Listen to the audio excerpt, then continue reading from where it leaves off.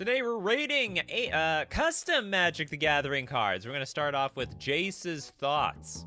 This is a blue enchantment.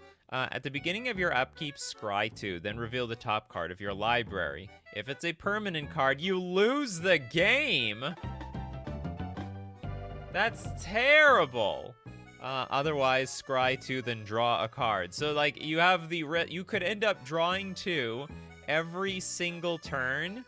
Every single turn you could end up drawing 2. Like, you know, one at your upkeep, one at your draw step. But there's the risk that if both cards on top of your library are a permanent, that's it.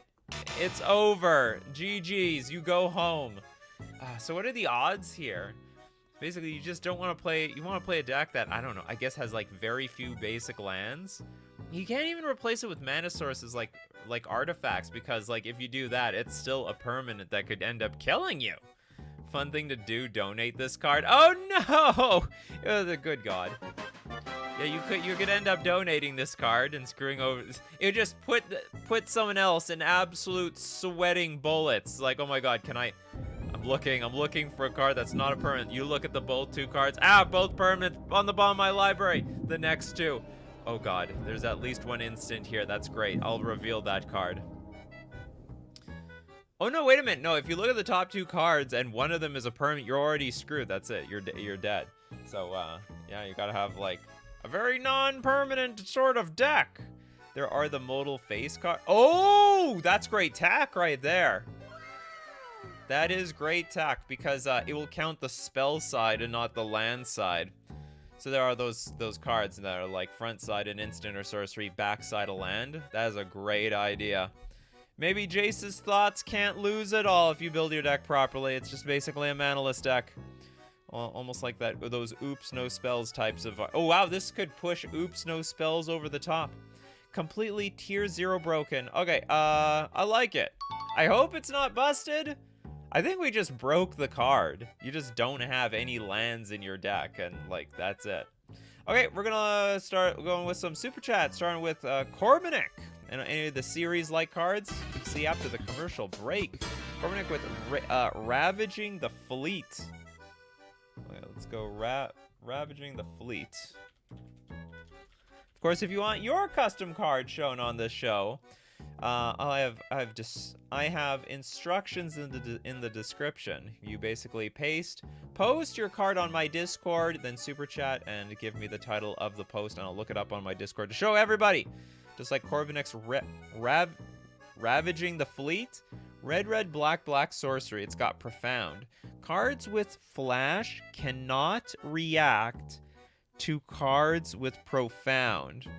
Isn't this like a split second sort of thing? This is just split second.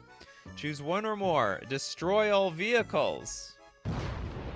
Only boats allowed. All players create treasure tokens equal to the number of cards in their hand. Well, that sounds a little annoying because whoever has the most cards in hand wants the mana. Or gain control of an artifact on the battlefield, sacrifice it at the end of turn. Choose one or more so we can destroy all the vehicles. Get treasures equal to all the cards in our hand, and then gain control of an artifact on the battlefield, sack it at the beginning of the at end of turn.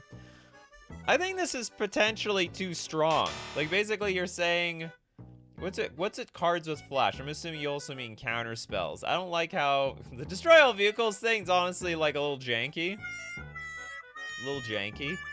But all players create treasure tokens equal to the number of cards in hand. Gain control of an artifact. Cannot be countered. Flash only. Yeah, it seems like a very selective split second. I think it's also supposed to mean counter spells. This either is okay or it's a horrible idea. The only clause on here that's dangerous is the token making one, like the treasure tokens.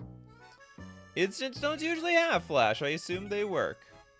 Nope. One doesn't affect instants. All right. Corbinic says this can be countered, which means I'll allow it.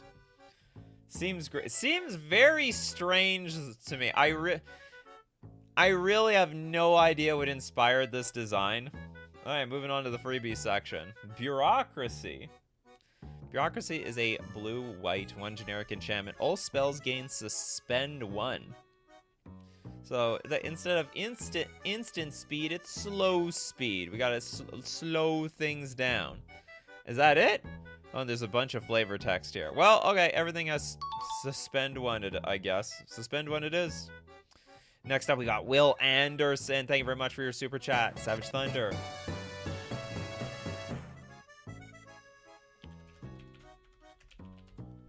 Savage Thunder is a red 2 generic instant.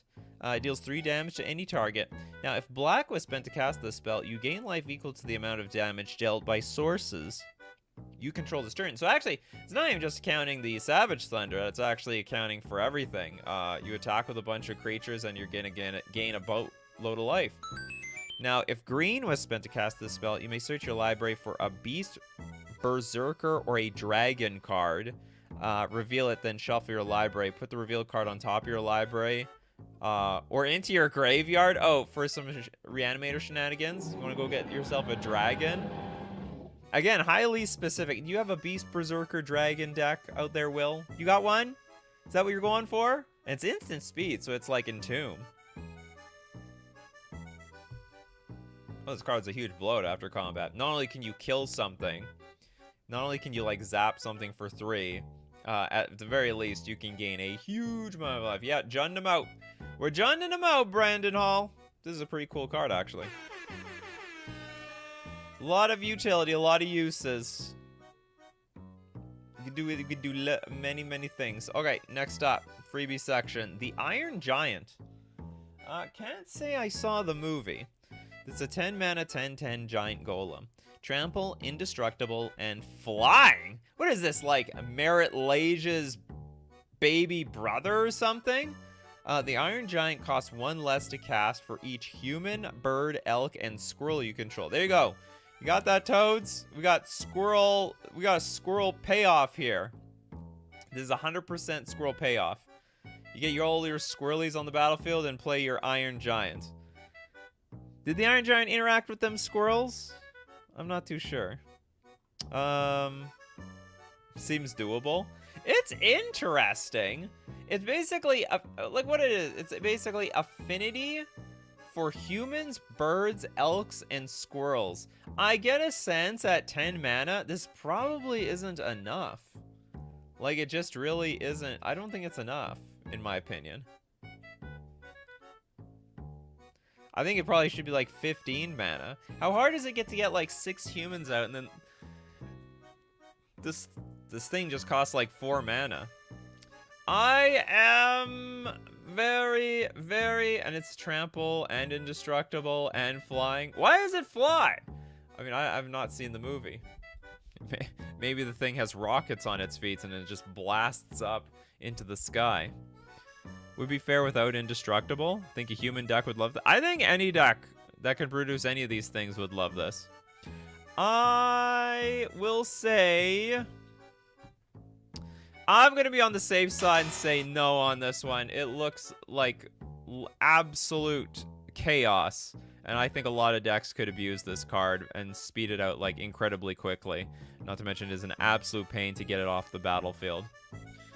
It literally does. It does fly in the movie. Oh, okay. Up and away. Up and beyond. It has the rockets. We can't see the rockets in the picture. The rockets are hidden. Probably should be 15 mana. 15 mana probably makes it work. Then that way, like, if you get 7 or 8 creatures out, then it's gonna cost like a few things. It's gonna cost like 7, 8 mana, which I think is very reasonable for a trampling indestructible flyer. Okay, moving on. We've got more super chats. We're gonna look at Vic the Foxy Gamer with the Abstract Plasma. Okay, Abstract Plasma.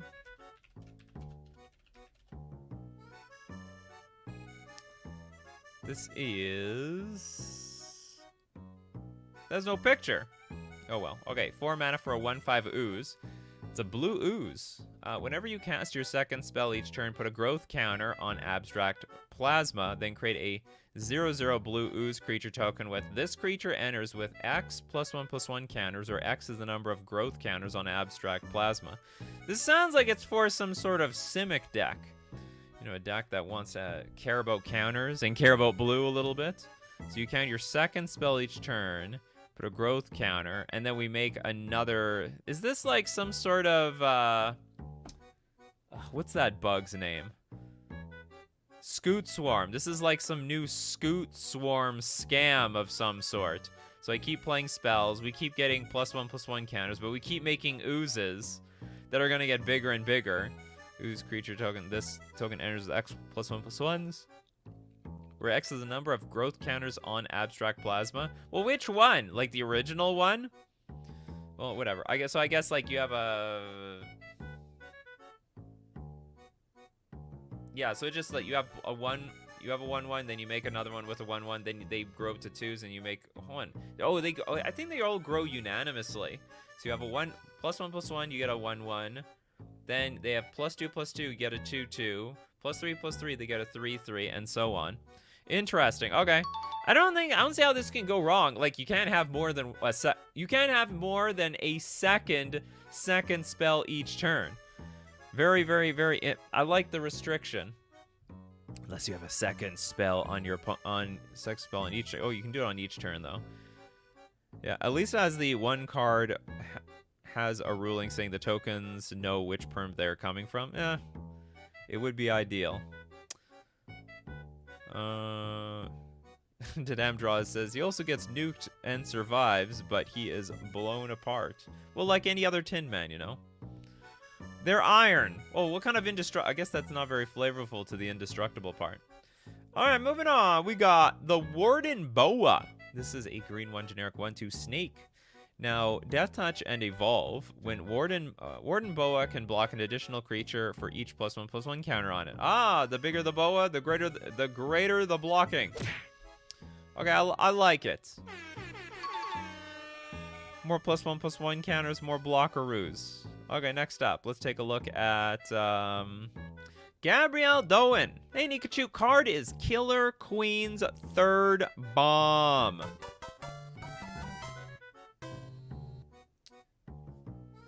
Killer Queen's third bomb is some sort of weird split card. So the split card is a blue-black 2 generic instant. Exile target permanent. At the beginning of your next upkeep, return it to the battlefield under its owner's control with a bomb counter on it. The time is ticking, isn't it? Or, you know, I don't know, head for cover because this thing's gonna blow. Okay, Bite the Dust. It is a blue-green 2 generic instant with Aftermath. So you can cast it from your graveyard. Exile target permanent with a bomb counter on it. If you do end the turn, then you take an extra turn after this one. Oh, I see. It's like some fancy way of like instantly getting an extra turn after ending the turn. I don't... Is this some sort of lore that I'm missing here? I don't get this thing. Killer Queen, Duwang. Does anyone know this? Okay, so Killer Queen was actually a hit song for a band Queen and not a bomb. True story. Yeah. Someone set us up the bomb. Enemy spotted. I understand the Counter-Strike reference. Whatever, it's a card.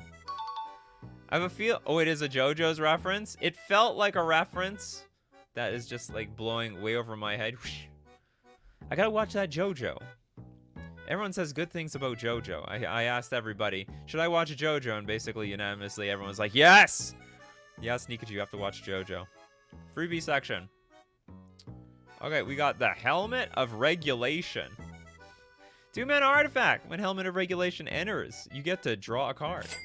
Each player's maximum hand size is equal to the number of cards in your hand? Oh, God. So basically, if you go to 0 cards, everyone else goes to 0 cards. Helmet of Regulation enters, draw a card. It reminds me of, I guess it's okay. Is this okay? I guess it's okay. It actually has, what's it called? The rack feels to it, where... they're trying to get you to no cards in hand, and then if you want to keep any cards in hand, if you have too few cards in hand, you start taking damage. So in this case, if you have any cards in your hand, you want to use them up because the maximum hand size is probably going to end up being 0. And it's going to turn the game into, you know, no one's allowed to keep their hand. They have to empty as much as possible. And you'll be best off if you have resources in play, like creatures with activated abilities, flashback cards in your graveyard. I think it's interesting. I think it's very interesting. No, you should read JoJo, not watch it. I don't read, Algot. The anime adoption is strictly worse than the original manga. Well, I'm a visual learner, damn it. And I like to read things. Targeted card draw becomes interesting. No, remember, you can still draw cards. But you gotta play your cards. Oh, yeah, and also, you know, maybe, what's it called? Reliquary Tower enters the battlefield. Reliquary Tower enters chat. Has a little something to say about the Helmet of Regulation, but also the Helmet of Regulation might come after the Reliquary Tower. Literally just get rid of all their cards? No, that's not how it works, Garlic Toast. So, I mean, it's just like if you have over 7 cards in your hand, if you have 50 cards in your hand and you go to your turn, then you have to go down to 7 cards. But if you draw the cards on someone else's turn, you get to keep all those cards until your turn. So like you can have 7 cards in your hand, draw like 20 cards on your opponent's turn, and you get to keep all those cards until it loops back down to your turn in your discard phase. So I think it's a banger card. I like it. I like it a lot. I think no maximum hand size always wins, but I might be wrong. I'm pretty. You could be right. I mean, I've never seen rules for these, but I would also think it's a timestamp thing. Make the opponent with the helmet draw more cards. Oh, that's actually a really interesting point, the Jaded.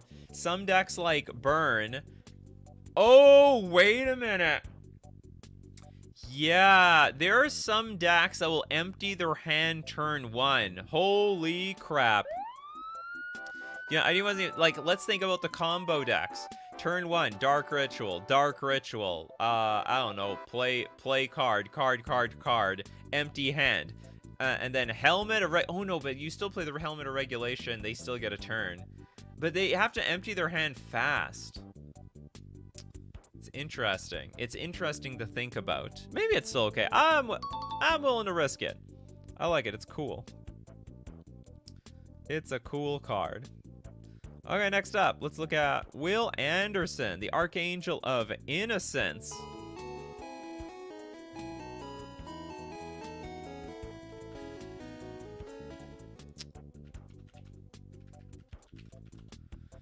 This is a white, 1 generic 3/6 angel, flying lifelink and vigilance. All the usual things for all the usual suspects from an angel.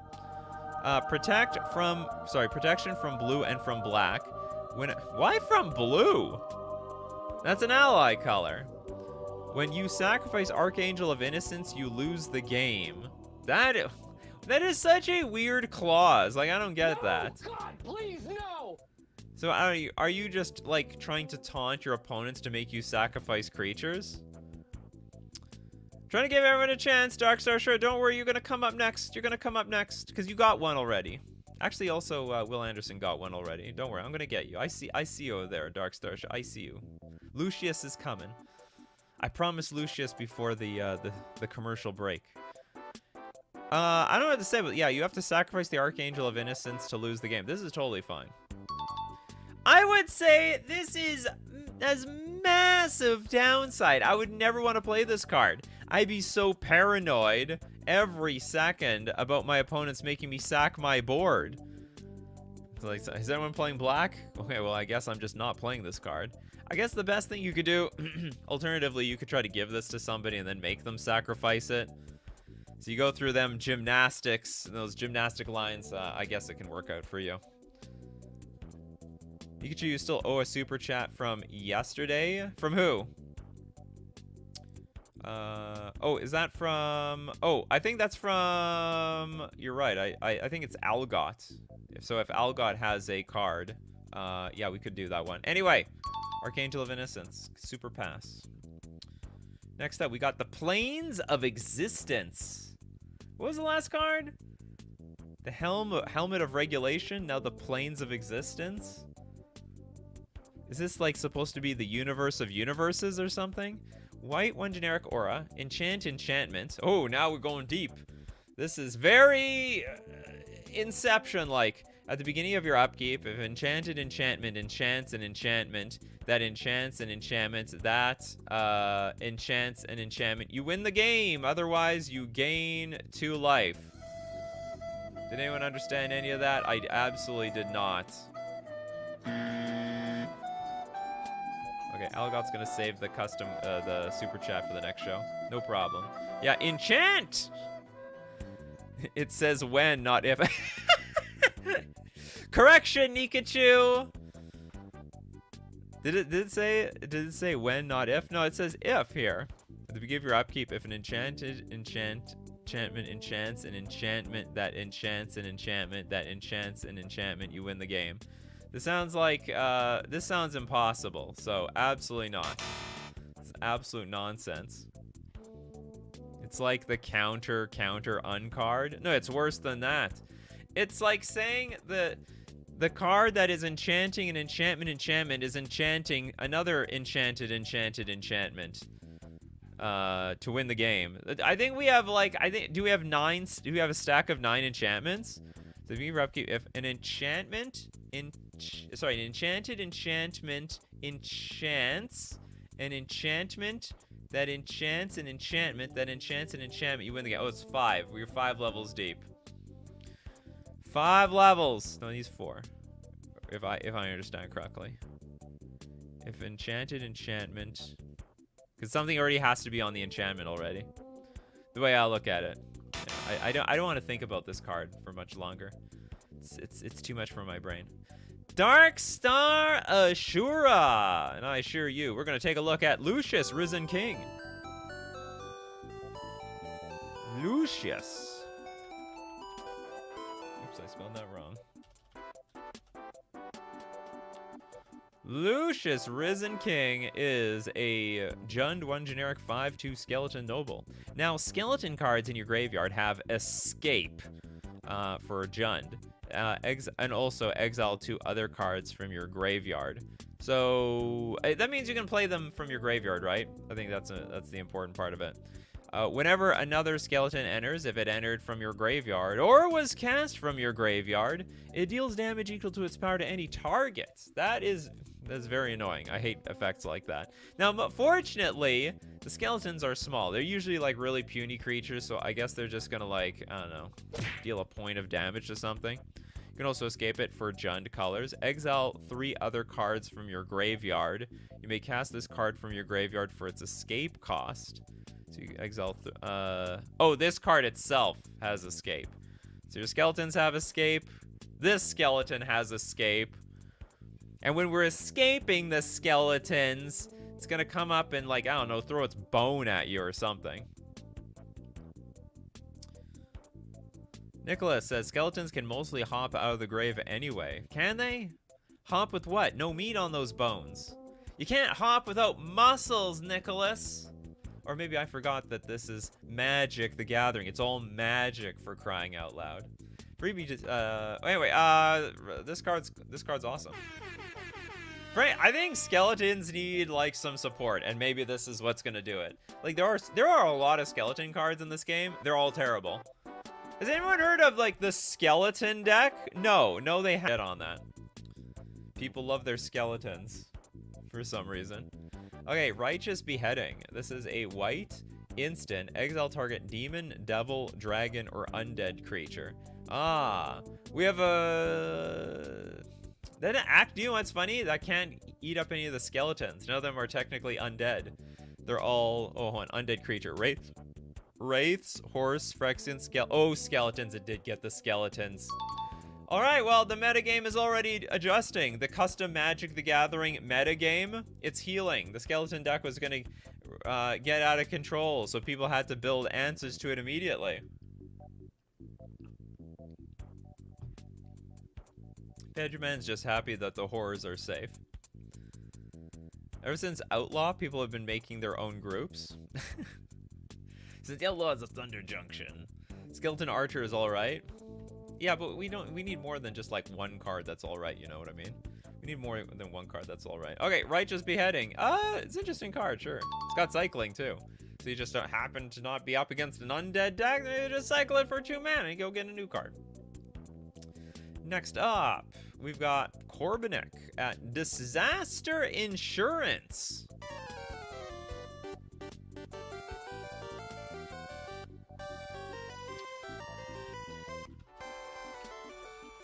Alright, Disaster Insurance. 2 mana, artifact, flash. I just before I get further, probably Wizards of the Coast needs a Disaster Insurance, just in case some sets go wrong. Okay, when Disaster Insurance enters the battlefield, you gain hexproof until end of turn. It's like literal Disaster Insurance. Pay 5, return Disaster Insurance to its owner's hand. Is this really an insurance thing? You know what would be more of an insurance thing? If you had to put it on the battlefield, I don't know, it gave you like an aura, like regeneration. And then like, if you need to use it, you use it. And if you don't, then whatever. Because that's what insurance is. You like pay for something, and then when you need to, it like protects you financially. Anyway, I think this is fine. And all it does is protect you. Yeah, it gives you, you gain hexproof, but none of your creatures, so you can't like loop this for eternity. Insurance costs way more in real life. Well, it depends on the insurance. Depends what you're going for. If you need insurance for dental, it could be some money. If you need insurance for can't remember. There's like some really pathetic insurance. You can go get bike theft insurance. You get insurance for anything. Probably won't cost a whole lot of money. What programs do people use for old style cards? Magic Set Editor did it, but not the recent one apparently. Well, the Jaded, you should ask everyone in the custom Magic the Gathering card group. They'll probably let you know. They all use all sorts of things. I have not made any, as you see, I've never made a custom Magic the Gathering card, so I don't know. I just rate and review them. Okay, we got the Humble Farmer. It's a white 1/2 human peasant. This is basically the sequel to Swords to Plowshares. They went from swords, now they're plowshares. Now what do? So, tap, put a seed counter on target planes you control. That's very flavorful. Reap, tap, remove a seed counter from a land you control. Create 2 food tokens. This card probably isn't good, but like, it's a banger flavor. Absolute banger.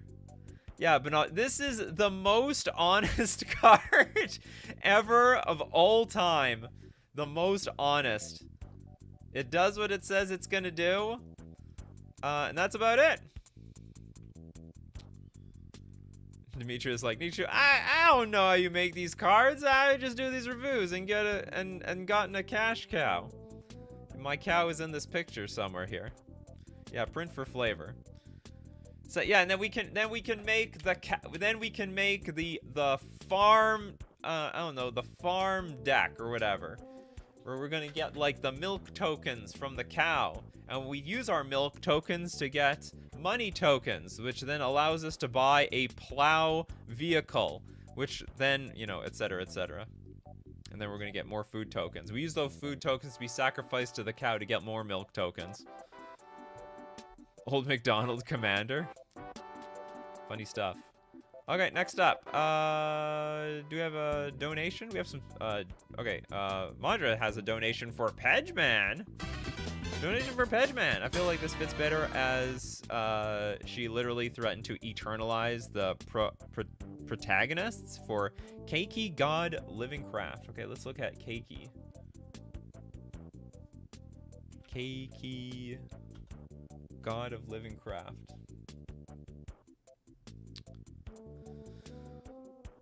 This is a black, blue, white, 1 generic, 4/5 god.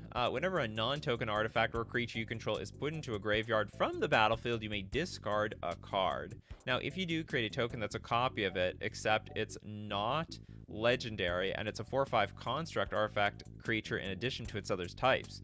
Sacrifice 2 artifacts. Keiki gains hexproof until end of turn. So the creatures that we make, they're constructs, they're artifacts. We can sacrifice them to protect our Keiki.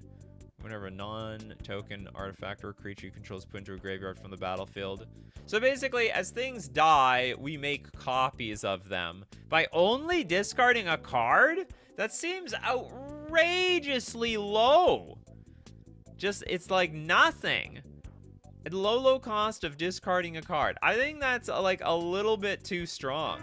There should be like some activated ability of like paying 3 and discarding a card to make a card. So basically everything that's on the battlefield just doesn't die because you make a token after that. And then after the token dies, it's over. I think this is I think it's like a little bit way too strong. No, God, please, no! To be honest, Rata Drabic does it for free and can make tokens. Oh, you're talking about an artist? Discard or dies. Yeah, whenever a non-token artifact or creature you control is put into a graveyard from the battlefield, you may discard a card. If you do, oh yeah, so also the battlefield. Well, no, but I'm saying like yeah, if anything dies, you may discard a card, and if you do, you get a token of it. Except it's a 4. It probably even got bigger than it was before. I think it's absolutely insane. I think that card's way too strong. It needs to be like, you discard a card and pay mana. Yeah. Oh, it's me that didn't read properly. My bad. It's a cool idea, but it needs to be adjusted because I think this is just overpowering. You have a sacrifice effect with this. It's like you get the sack effect, then you get the creatures, and you might even be upgrading them to 4/5s. But thank you very much for the donation, Majra. And now it's time to thank our sponsors. We're going to look at more custom Magic the Gathering cards, but one thing we do have to look at is our sponsors. FusionGamingOnline.com. Bloomburrow's out for your purchasing pleasure. But also, don't forget the deal of the week this week. Save 15% off Time Spiral Retro and Remastered sets. You'll love custom Magic the Gathering cards, but only because we buy real Magic the Gathering cards around here. And don't forget to use coupon code Nikachu at checkout to get 5% off all your purchases at checkout.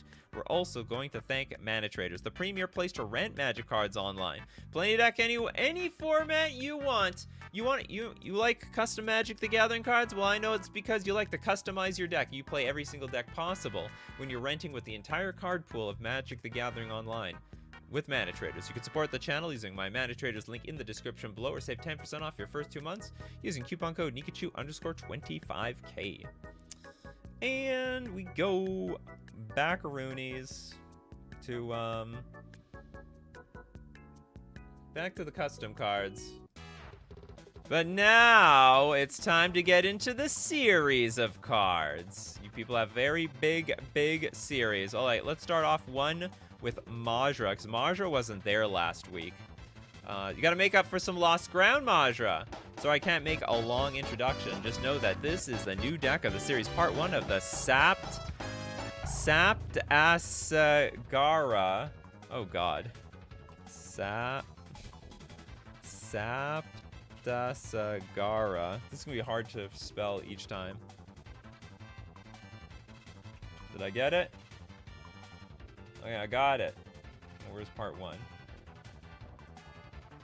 Part 3. Is this part 1? Oh, here we go. Well, finally. Okay, so hold on. This is, you want the first? This is part 1 of it. Well, finally, the tapped deck of my cycle decks, the Sapped Asagara part 1 with reminder cards. That's excellent. This takes a look-sees. This is Brima, Trickster of the... I'm gonna just call it the Sappy. It's easier to pronounce for me. It is a blue-green, black, 3/3 Siren Rogue Noble. Lifelink, Death Touch, Ward 1. Whenever you sacrifice a permanent, you gain 2 life. Whenever an opponent sacrifices a permanent, that player loses 2 life. Whenever Brima attacks, you may reanimate target snare card with a finality counter on it. This card sounds insanely broken. This card just does way too much.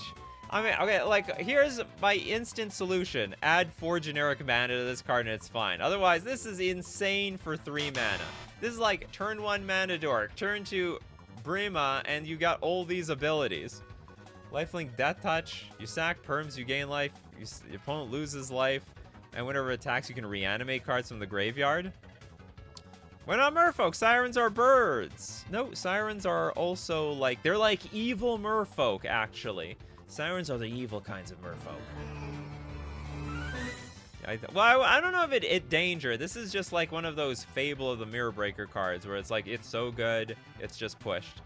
So long, Toad. See you next time. Yeah, we'll have a, you almost had a squirrel show. We had a card with very good synergy with squirrels. Wave of Serenity. This is a blue 3 generic snare with flash. Snare for a blue 1 generic.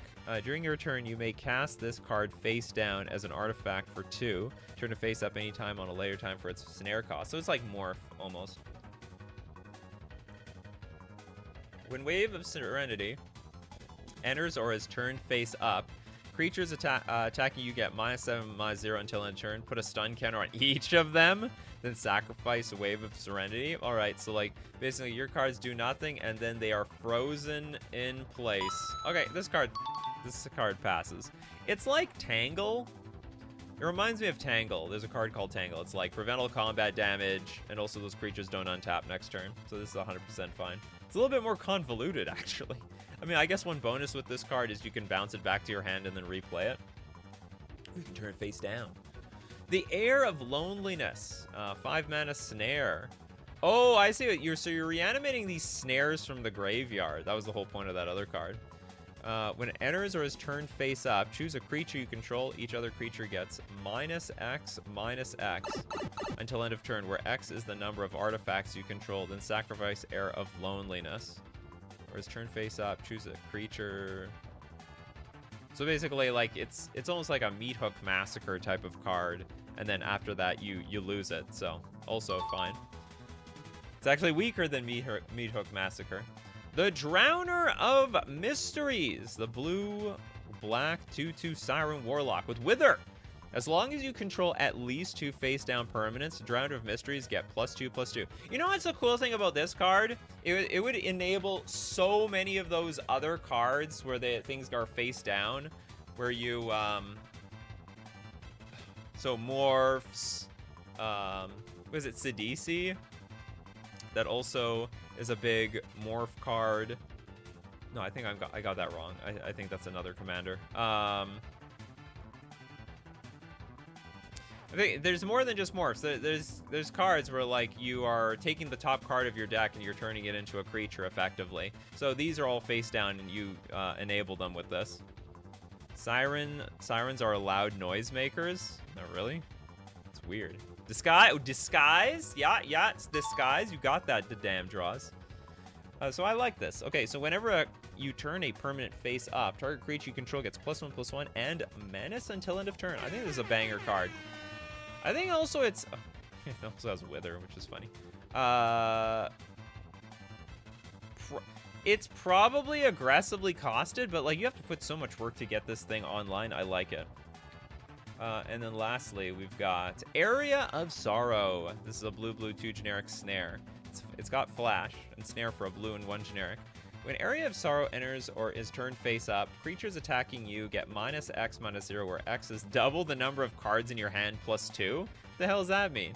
Draw a card for each attacking creature, then sacrifice Area of Snow. What? You get to draw cards? How much does this cost? What is the cost to put this thing onto the battlefield? You can just pay 2. Pay 2, pay another 2. Potentially draw 5 cards off of people's attack, and they don't get to attack at the same time. Oh, Manifest was I was thinking. Thanks, Algot. You saved me. Manifest. We got Manifest, Disguise, got Morph. They all work with these cards. I don't know. I don't know how to interpret this card. It's like janky, but also it's like a huge swing in terms of like how many cards you get. Oh, I see. So if they attack with 1 giant creature, you would draw 1 card and you'd barely shrink it.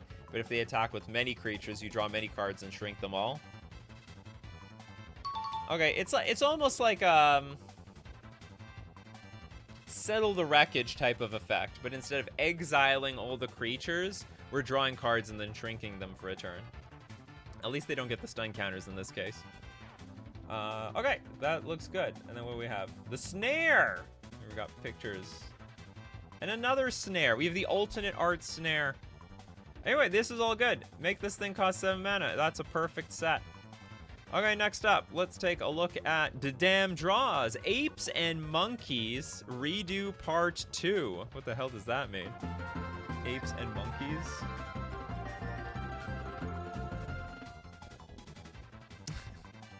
Got the ape and okay, so we'll look at half of these now. We'll look at the other half later. Apes and monkeys. Ooh, ooh, ooh, ah, ah, ah. Apes, stronger, together. Okay, green, green, 1/1, monkey citizen. Celebration. It's a celebration. Where's my celebration sound effect? If 2 or more non-land permanents entered under your control this turn, create a banana token. Other monkey creatures gain tap, add a green. Reminds me of slivers. So far so good. Yep, nothing wrong here. We got banana tokens. I don't know what we're gonna do with them banana tokens. Green 2 generic, 1/3, a monkey peasant. When gatherer, is this called gatherer macaque? Gatherer, that sounds wrong. It sounds like I said something wrong there. Macaque. I'm just gonna call it Macaque. Gatherer Macaque enters or becomes tapped. Create a banana token. So ETB banana. If we tap it with pay 2 tap, Gatherer Macaque explores. It's called macaque. That's how it's pronounced. I don't like saying that. I might get demonetized if I say that. Oh, Nikachu. Oh, that's different. Nikachu is sounds better. Okay, this is 100% possible. So far, this looks like a draft set. Okay, Banana Glutton. It's a 5 green for a 2/4 Ape Noble. This is like Donkey Kong. I have a good Donkey Kong sound effect here. Whenever you sacrifice a banana token, which we don't know how yet, create an artifact called Banana Peel. With sacrifice this artifact, deal 1 damage to target attacking creature. Any combat damage that would be dealt by that creature this turn is prevented. Ah, I like it. I wish it was, or the order was reversed in that, you know, prevent all the damage. And if the damage is prevented this way, it deals 1 damage to that attacking creature. Because obviously, they gotta, like, slip and fall first, right? So they slip and they fall. Banana tokens are real tokens already. It's the bananas exist. What do they do? Banana token. Tap, sacrifice this artifact, add red or green, you gain 2 life. Well, it's basically a food token. It's basically a food token. A banana peel! It's a token. Oh yeah, we know how this token works. The dung flinger. That's right, we gotta throw our crap at somebody. You gotta use that, you gotta use your crap as a weapon. Green 1 generic, 1/2 ape with toxic 1. Okay, in some sense that's it. Okay. Well played. Corrupted. If an opponent has 3 or more poison counters, Dung Flinger gains reach and double strike. Or are they covered in crap? So like, I don't understand the flavor of that, but it's fine with me. Banana peel is different from banana. Oh yeah. Yeah, it's established this. The banana glutton. Someone gotta eat the banana to make a banana peel. So when we sacrifice them banana tokens, we get the banana peels. And we get the banana peels, someone gonna slip and fall around here. What the hell is this? Tear down the forest? It's a 3-mana colorless instant. Destroy a forest you control and target basic land you don't control. So you don't own or control. You and that other land's owner each search their non-basic land. Search for a non-basic land and put it onto the battlefield tapped. 100% possible. And then we got, we have more, but we will take, so these tokens, it's okay. Like, that doesn't count as an actual card. But either way, sweet. I like this. Honestly, it's refreshing after the dark alien stuff that you had earlier in the last few episodes. But looking forward to the rest of this banana series. Winter Fox, more Dream Mirror. The Dream Mirror series is back. Some more colorless snow.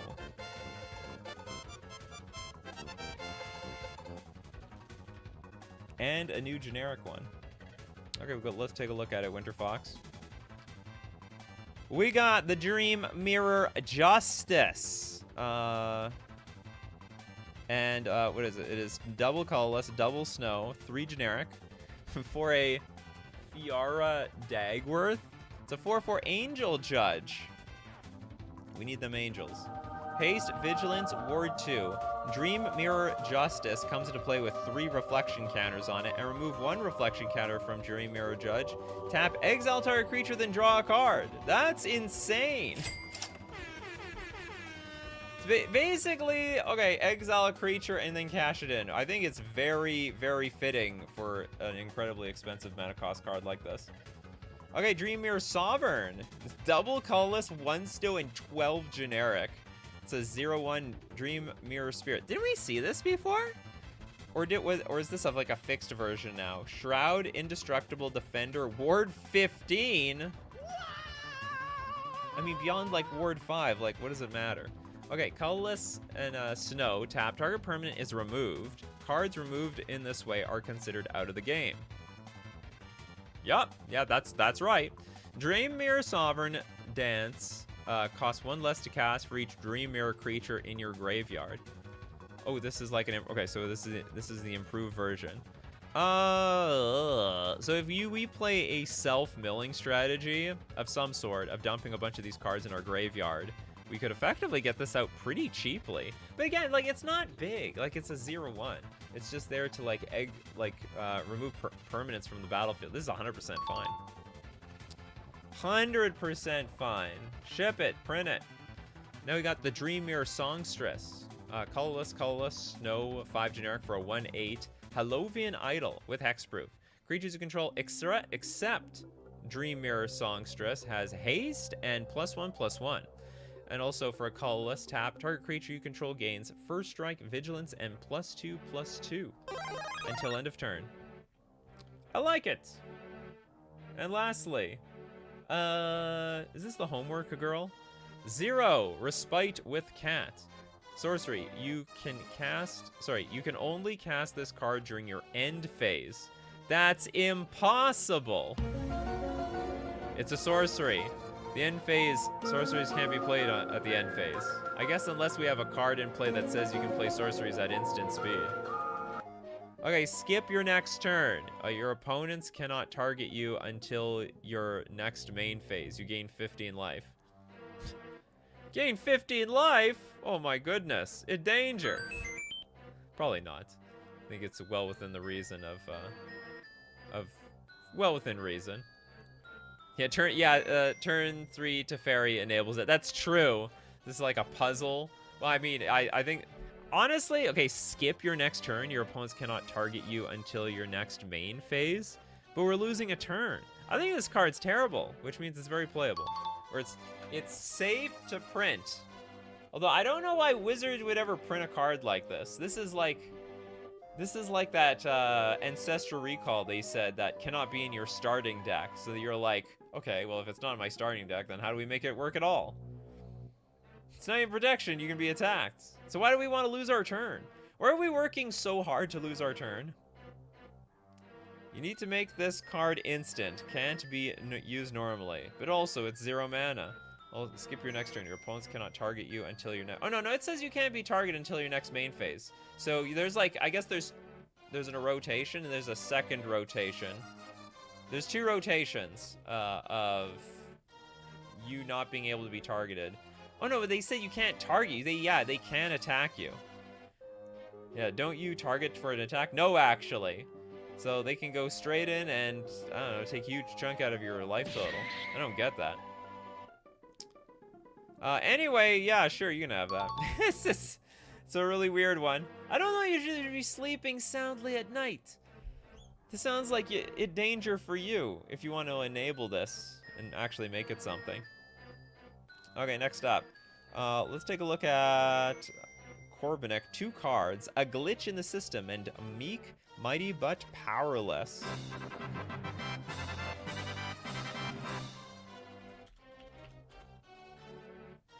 Glitch in the system.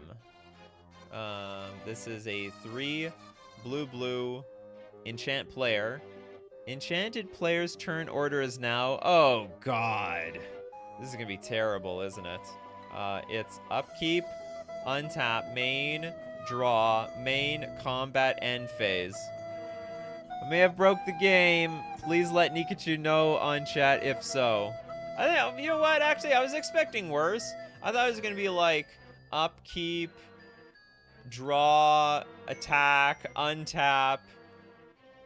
I don't know, attack again, something of that effect. So actually, I can get behind this. Because basically, you get to do all your stuff, but you have a combat at the very, very end of the turn.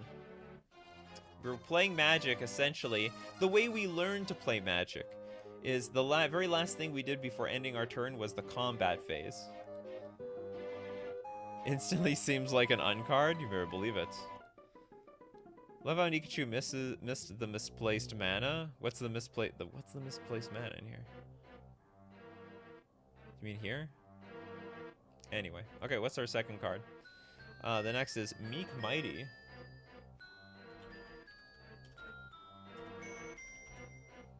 But powerless. Okay, Meek Mighty but powerless is a green-white 0/4 legendary creature Night Owl. Sorry, legendary creature Owl Knights. Shouldn't it be like an... I think I get the joke. There's like, you know, a little bit of pun over here, isn't it? It's supposed to be a night owl. Or if that wasn't intentional, well, it should have been, because I love it. It's a burb. Flying, double strike, vigilance, protection from enchantments. When this card destroys a creature in combat, exile it. You may cast it from exile by paying 1, and as if it had flash. So this is definitely a build around card, because it has 0 power, it does nothing. Double strike, it's useless. And what's really weird is protection from enchantments. We can't even put an aura on this thing. Would a soul ring have more power than a fusion reactor? Oh, good question. In Magic the Gathering at the moment it does. Night Owl would be a funny. Yeah, it should have just been called Night Owl. Mighty but powerless. I like that one. That's how I nerfed it. Yeah, you nerfed it all right. You nerfed it so much I don't even know how we win with it. Easily pass. Didn't even have to think twice about that one. Let's take a small one from Hagen, the Trapper and the Trader. Thank you very much for your super chat.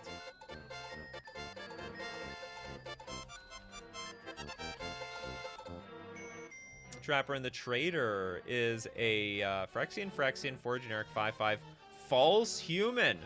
So may not actually be human. Careful. Very sus. It's a 5/5 creature. Whenever a creature dies, we roll a d6. Whoops. So 1 to 2, create a 0/2 rabbit. Oh, I think it's this rat. It's supposed to be rabbit. Pelt creature token with sacrifice this pelt to draw a card. So we just get the token. We can draw a card at any moment. 3 to 4, create a 0/2 wolf pelt creature token. They're dead! It sounds like these things are already dead. In pelts around here. Cast a spell from your hand with mana value 2 or less without paying its mana cost. 5 to 6, create a 0/2 golden pelt creature token with sack this pelt. Cast a spell from your hand, mana value 5 or less without paying its mana cost. Ooh. I like these first two. This last one is a little, it's scaring me. The last one's, I think this is a very interesting, interesting design space, first off. So, you know, we roll dice, we get a pelt, and we get some ability. I think the last one should have been like gain life or something like that. We get a pelt that we can sack for life. Because this one, so basically 1/3 of the time we get to play a 5 mana spell for nothing. What makes it a false human? I don't get it. We'll just look at it. Just look. You gonna trust this? Does that look like a human? does that look like a true human? No, it's a false human. I am very scared of that third. I mean, I know you're rolling the die roll, so... Dude, I could probably pass it. It's like 4 to 6 mana, essentially. I guess it's okay. It's when a creature dies, the tokens are creatures. It loops? I don't get it. Oh, whenever a creature dies, roll a d6. Oh! And so this thing dies. Well, it just goes on forever. Okay, so it has to be like whenever a non-token creature dies. Yeah, the damn draws. It's just on that immediately. R&D specialist right over here. Wizards, hire this. We gotta hire the damn draws. These guys are from the Inscription video game. Not familiar with that. Oh, I feel like such a boomer. I don't even know what the kids do anymore. What is JoJo? What is JoJo and what is it called? Skibbity Toilet or whatever. I'm completely out of touch with the new generation. Completely out of touch. Makes sense. I'll fix it. You better fix it. We gotta fix it. We gotta fix it, Hagen. Hagen McLean. This thing is it's busted and broken. Okay, so we have to disqualify it. We would shred that card. But that's why we look at these cards. You know what? We find out exactly how these cards would work. Steve Cooper, thank you very much for your super chat. Legendary Fractals. Legendary Fractals. Version 1.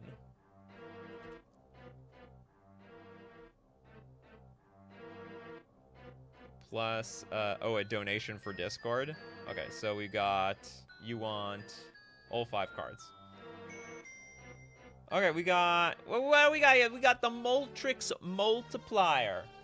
It's a white X for a star Fractal Angel.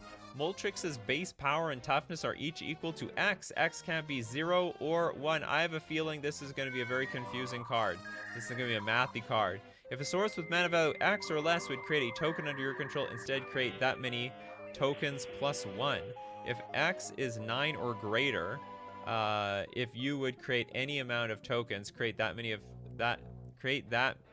amount of tokens plus X instead. So X, Moltrix's base power and toughness are equal to X. X can't be 0 or 1. So we have to pay at least 3 mana to get this in play, and then all tokens afterwards get multiplied by that much. I think that's cool. Like, if you play this just for, like, even 2 for 3 mana, I don't think you can get, like, a huge payoff on the same turn anyway. So I like it. It can work. Merc Archer says, Enchanter's Boon. Nikachu, I've never done a custom card before. I think there might be some design space here for enchantment-based decks. Okay, do you know what? If that's in the Discord, we'll look at that. Do you know why? Because Steve Cooper donated. Okay, I'm going to move on with Steve Cooper's system, and we'll look up your card. Numerix, the Reducer. This is a blue X creature. Same deal. X can't be 0 or 1. Spells you control, mana value equal to or less than X, cost 1 less to cast. Equal to or less than X. Okay, so if I have a 1 mana spell, it costs 1 less, 1 colorless less. If X is 9 or greater, you may cast spells without playing their mana cost. That sounds insane! But we do have to get it to 9. But essentially, what it means is if we just cast this card for 10 mana, then everything we got. Well, did we create an Omniscience?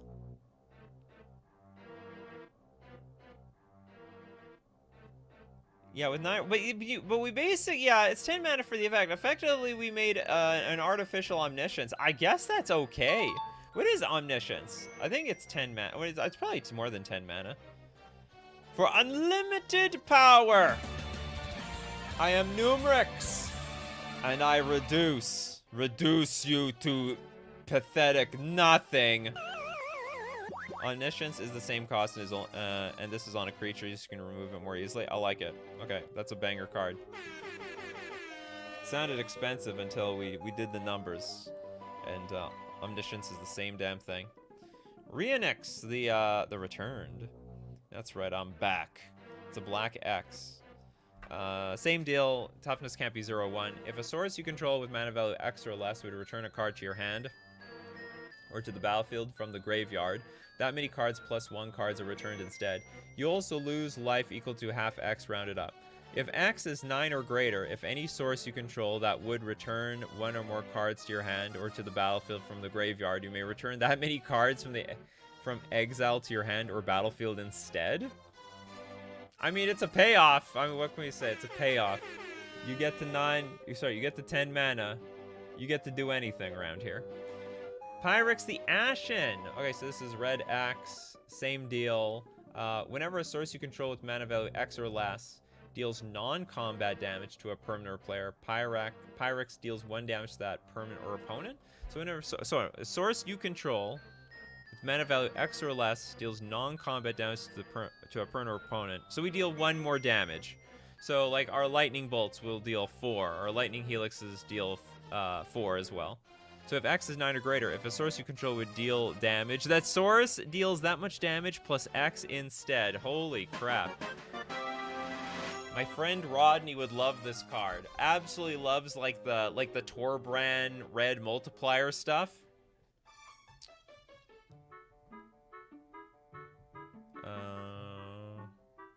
Second effect loops here.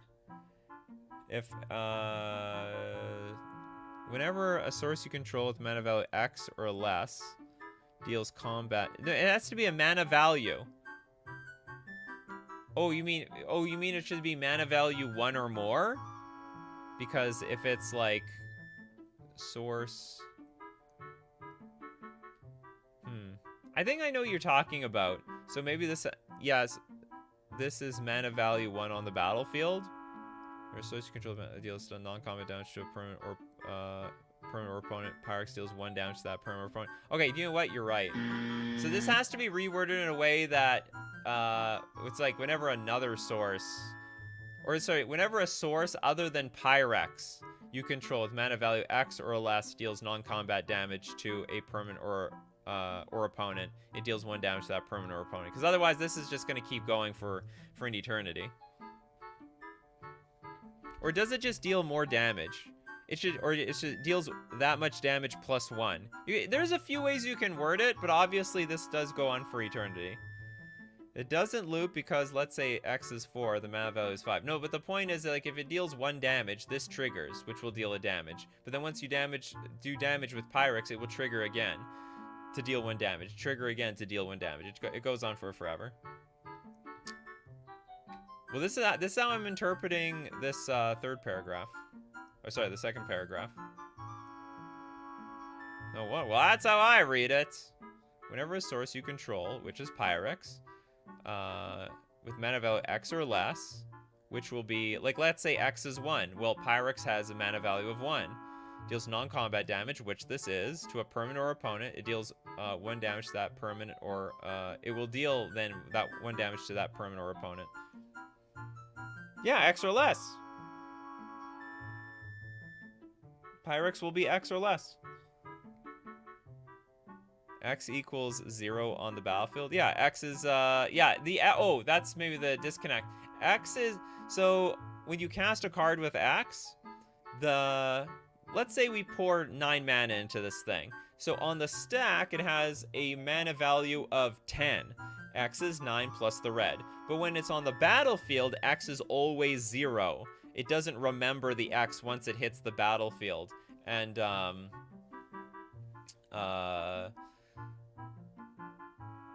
yeah, that's so weird. Like, how does it remember its power and toughness?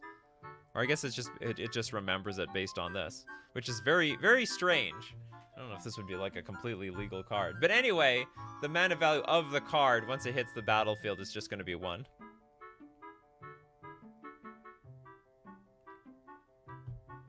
So it dies ability. Well, its power and toughness are not equal to its mana value. It didn't talk about its mana value, but the second ability does. But this is just, yeah, it's sort of a weird card. You have to, like, you pay X, you got to remember X. Okay, so this one don't work. And lastly, we got Helrix, the Growth. It is a green X. If a spell or permanent mana value X or less would increase the power toughness of creatures you control, it increases it by that amount +1. Does this loop now? If a +1/+1 counter would be put on the creature you control, it gets an additional +1/+1 counter, which then triggers this. Then if a spell or a permanent with mana value X or less would increase the power and toughness of creatures you control, it increases it by 1, but then it just infinitely increases it. If equals replacement effect, so this doesn't loop. So you said this one did loop.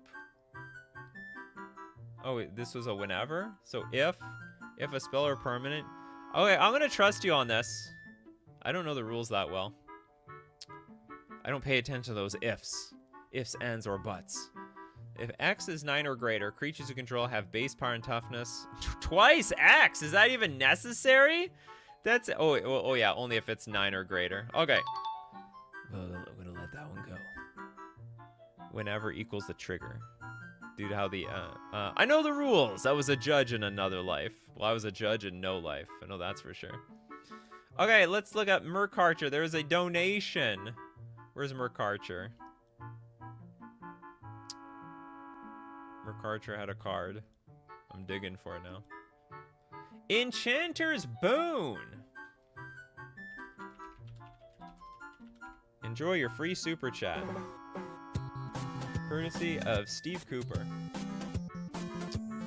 Okay, Enchanter's Boon is a green, blue, 3 generic enchantment. Tap an untapped enchantment you control. Add 1 mana of any color shown in that enchantment's casting cost to your mana pool. It's so weird. You would assume that they would make something like this, an enchantment that helps pay for enchantments. I guess tapping enchantments is just not something that they do, but as far as I'm concerned, I think it's fine. 5 mana for, like, basically turn all your enchantments into mana dorks. Isn't it time for your ad? We did the ad already. Ad time is over. Now it's just all pure custom Magic the Gathering cards. Hours and hours and hours of Magic the Gathering cards. Custom cards. So many custom cards. Okay, next up, let's take a look at... Daniel! Fire Foxes. Hey, Majra.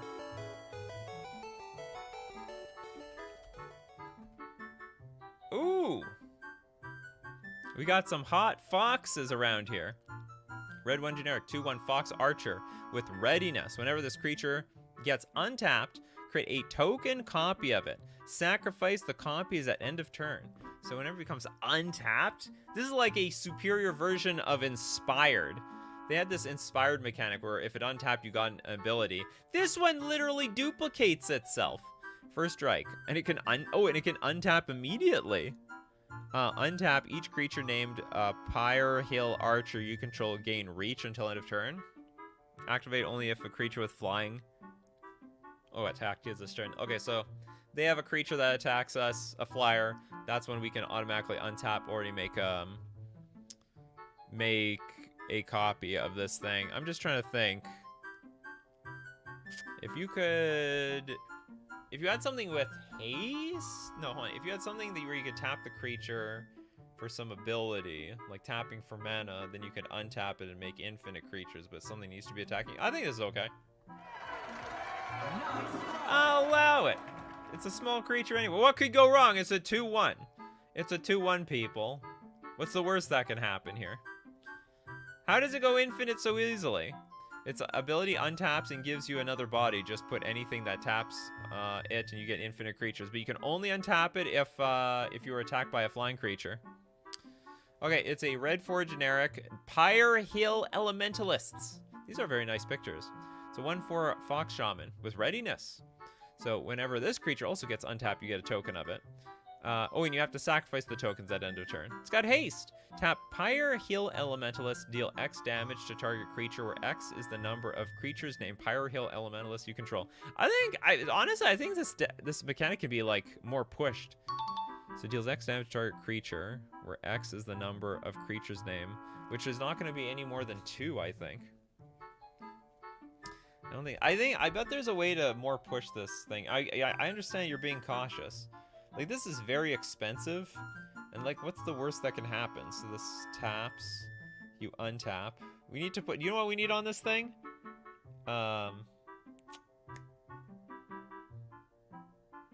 Paradise Mantle.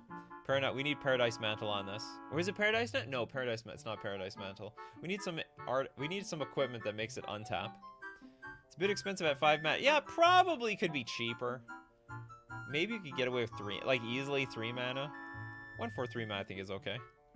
It's not so hard to have duplicate token duplicators thanks to Marrow. Marrow loves making duplicate tokens. Huh? Okay, we got Kiana, Pyre, Hill, Harrier for 4 mana. It's a 4/2 Fox Soldier. And now you may untap up to 2 creatures you control during each other player's untap steps. I see. This is the problem, isn't it? This is the card that breaks the other 2 cards. 3 mana tap. Kiana deals 2 damage to any target. 3 mana untap. Kiana deals 4 damage to target creature blocking it. Basically, you created like some sort of draft environment with all these cards. I think this is cool. I think that is a great system that we have over here. Okay, next up, we're gonna look at Rooney Rockman. Got a few that I'm workshopping, but I like. Duo, Justice from the Stars. The rest can go to donos this week. Really? Okay. So, Duo, Justice from the Stars. That's it? We have 1 card? This is a lot of donations, Rooney. Okay, Duo, Justice from the Stars. This is a blue, white, 4 generic, 6/5 robot alien. Whenever Duo, Justice from the Stars deals damage to a permanent or player, remove all modifications from that permanent or player. They're ripping everything apart, tearing you limb from limb. Let's see what's behind the mask. And then, so yeah, remove all counters, unattach all auras and equipment. Tap Duo Justice from the Stars. It deals 1 damage to any target. I think that is very creative. I really like this. The whole thing of whenever it gets in contact with a modified creature, we're getting rid of everything on top of it. That's a lot of donate. Okay, I think I'm gonna hold on to this thing. We're gonna wait to the end, and then we'll try to donate. I guess something to the effect of like 8 cards. Big donation for Rooney. Thanks so much, Rooney. Removes poison counters. Remove all counters. Yeah, I guess so. Thanks, buddy. All of a sudden, I feel healed. Oh, you're a savior. Yeah, that's funny. It does. Okay, next up. Let's take a look at... Let's take a small one. Let's take one from Almond. Discord, title, The Brain Rot.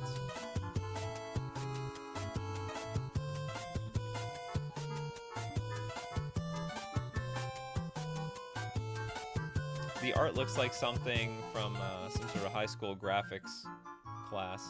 Okay, we have a blue enchantment. Shroud and Indestructible.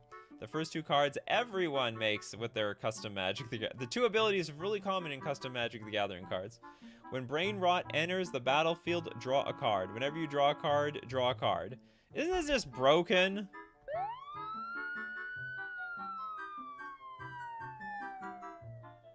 Oh, but hold on. How do we get rid of this? No, we're gonna lose. No, wait a minute. We're gonna lose the game because, like, I have no way to stop this thing. Well, at first it danger, and then this is like, yes, I'll draw another card, and another card, and another card. Oh, wait a minute. I'm drawing another card, and another card. This is not gonna end well for me. Yeah, it's like, look, wait. Yeah, you lose immediately. Well, not immediately, but you'll realize it in time. Now, there is a way, I guess, okay, I guess what you can do, it's literally brain rot to play this. I think it's still busted. Let me explain. There's a lot of stifle effects in the game because you can target the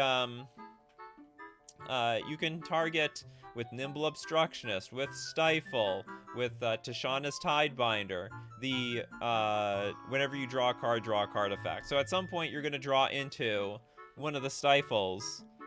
But then I guess it just buys you another turn. I don't know what you do after that. Then you got to play like Necropotence to make sure you don't draw any more cards. You got to stop drawing. We got to stop drawing cards.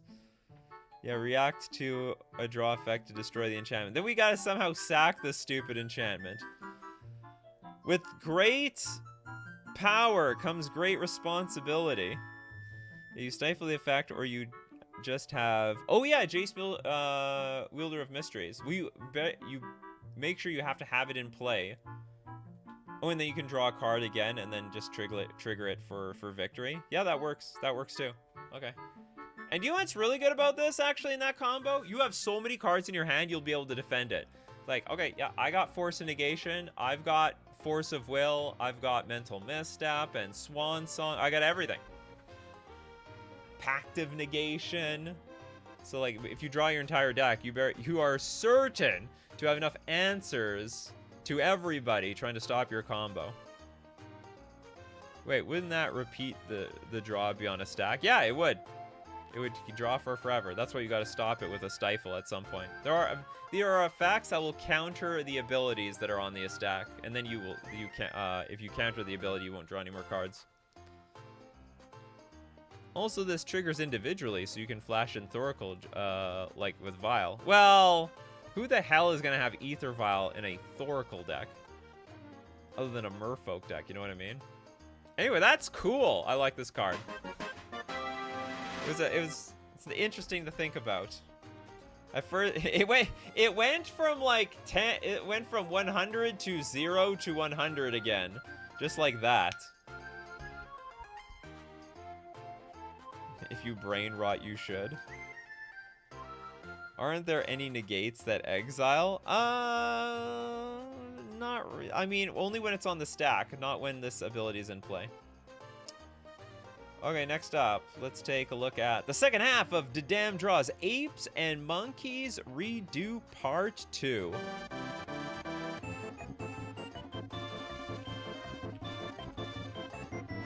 Apes and Monkey.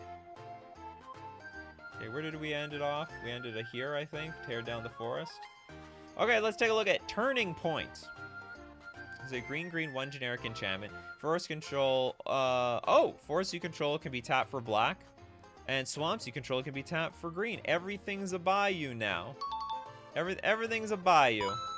Come get your mana. Wait, can you even stifle if it has Shroud? Yeah, the permanent has Shroud, but the ability does not. Planet of the Apes. That's right. We got a cute little monkey over here. Deforested Gibbon. Oh yeah, the Gibbons, they're monkeys. The green, one generic, 1/2 ape nomad. Flash. Offspring of a green and a 1.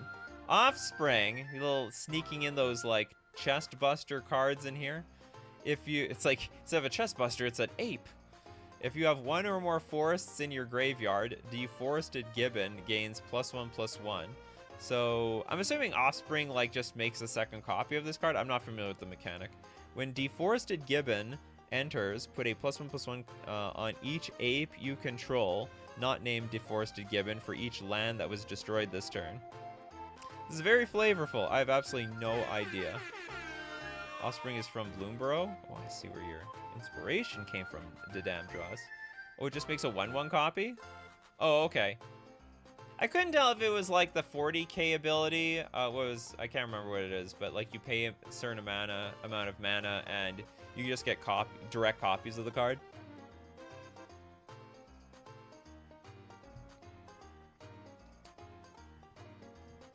Okay, so that we got, what else do we have here? That's it. Okay, cool. Well, I'm just curious, like,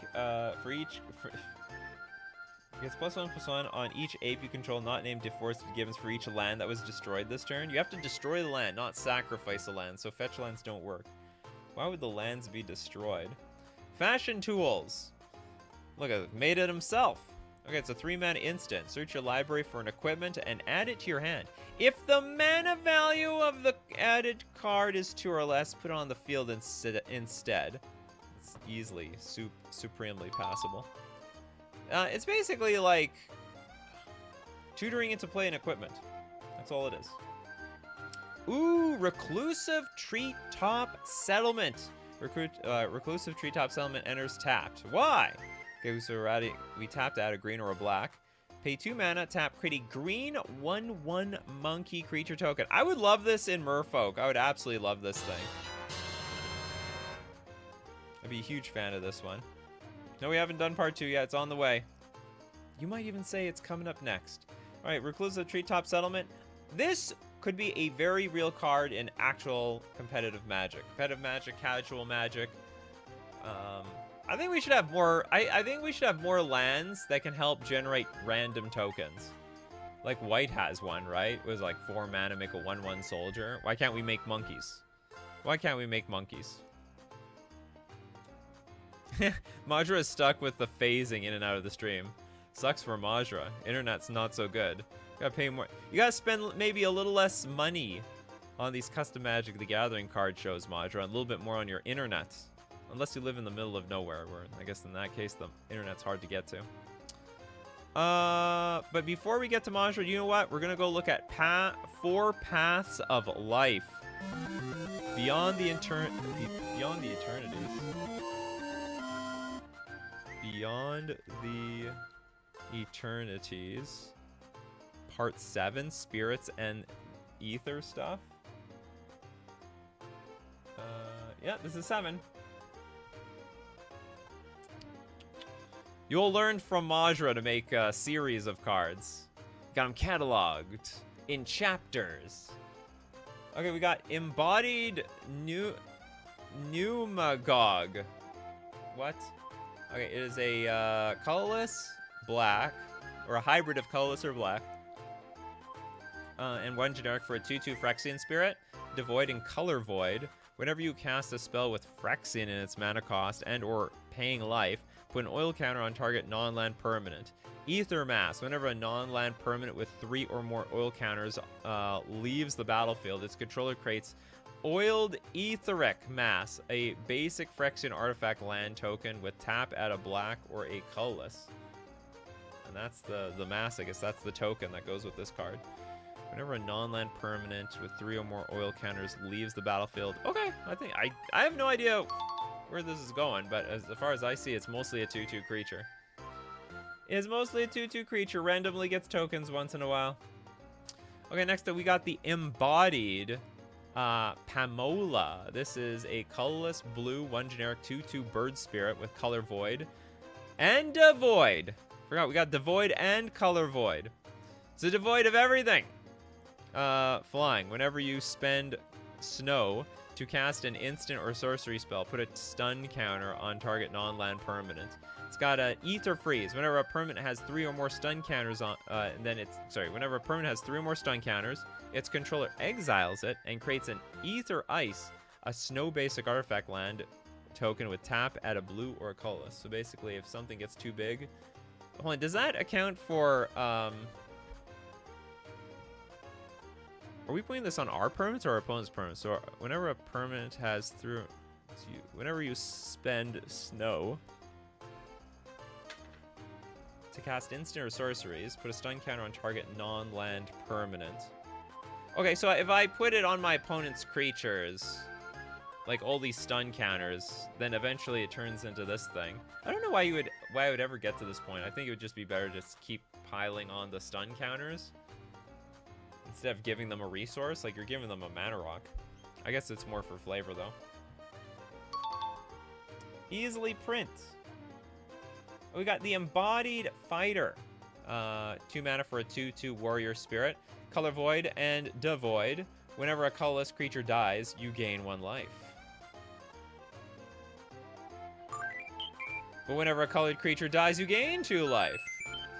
Untap. Prevent the next X damage that will be dealt to target permanent or player this turn, where X is the number of differently named basic lands you control. Activate only once each turn. So it's like a sort of a weird fog card type of card on a 2/2 creature.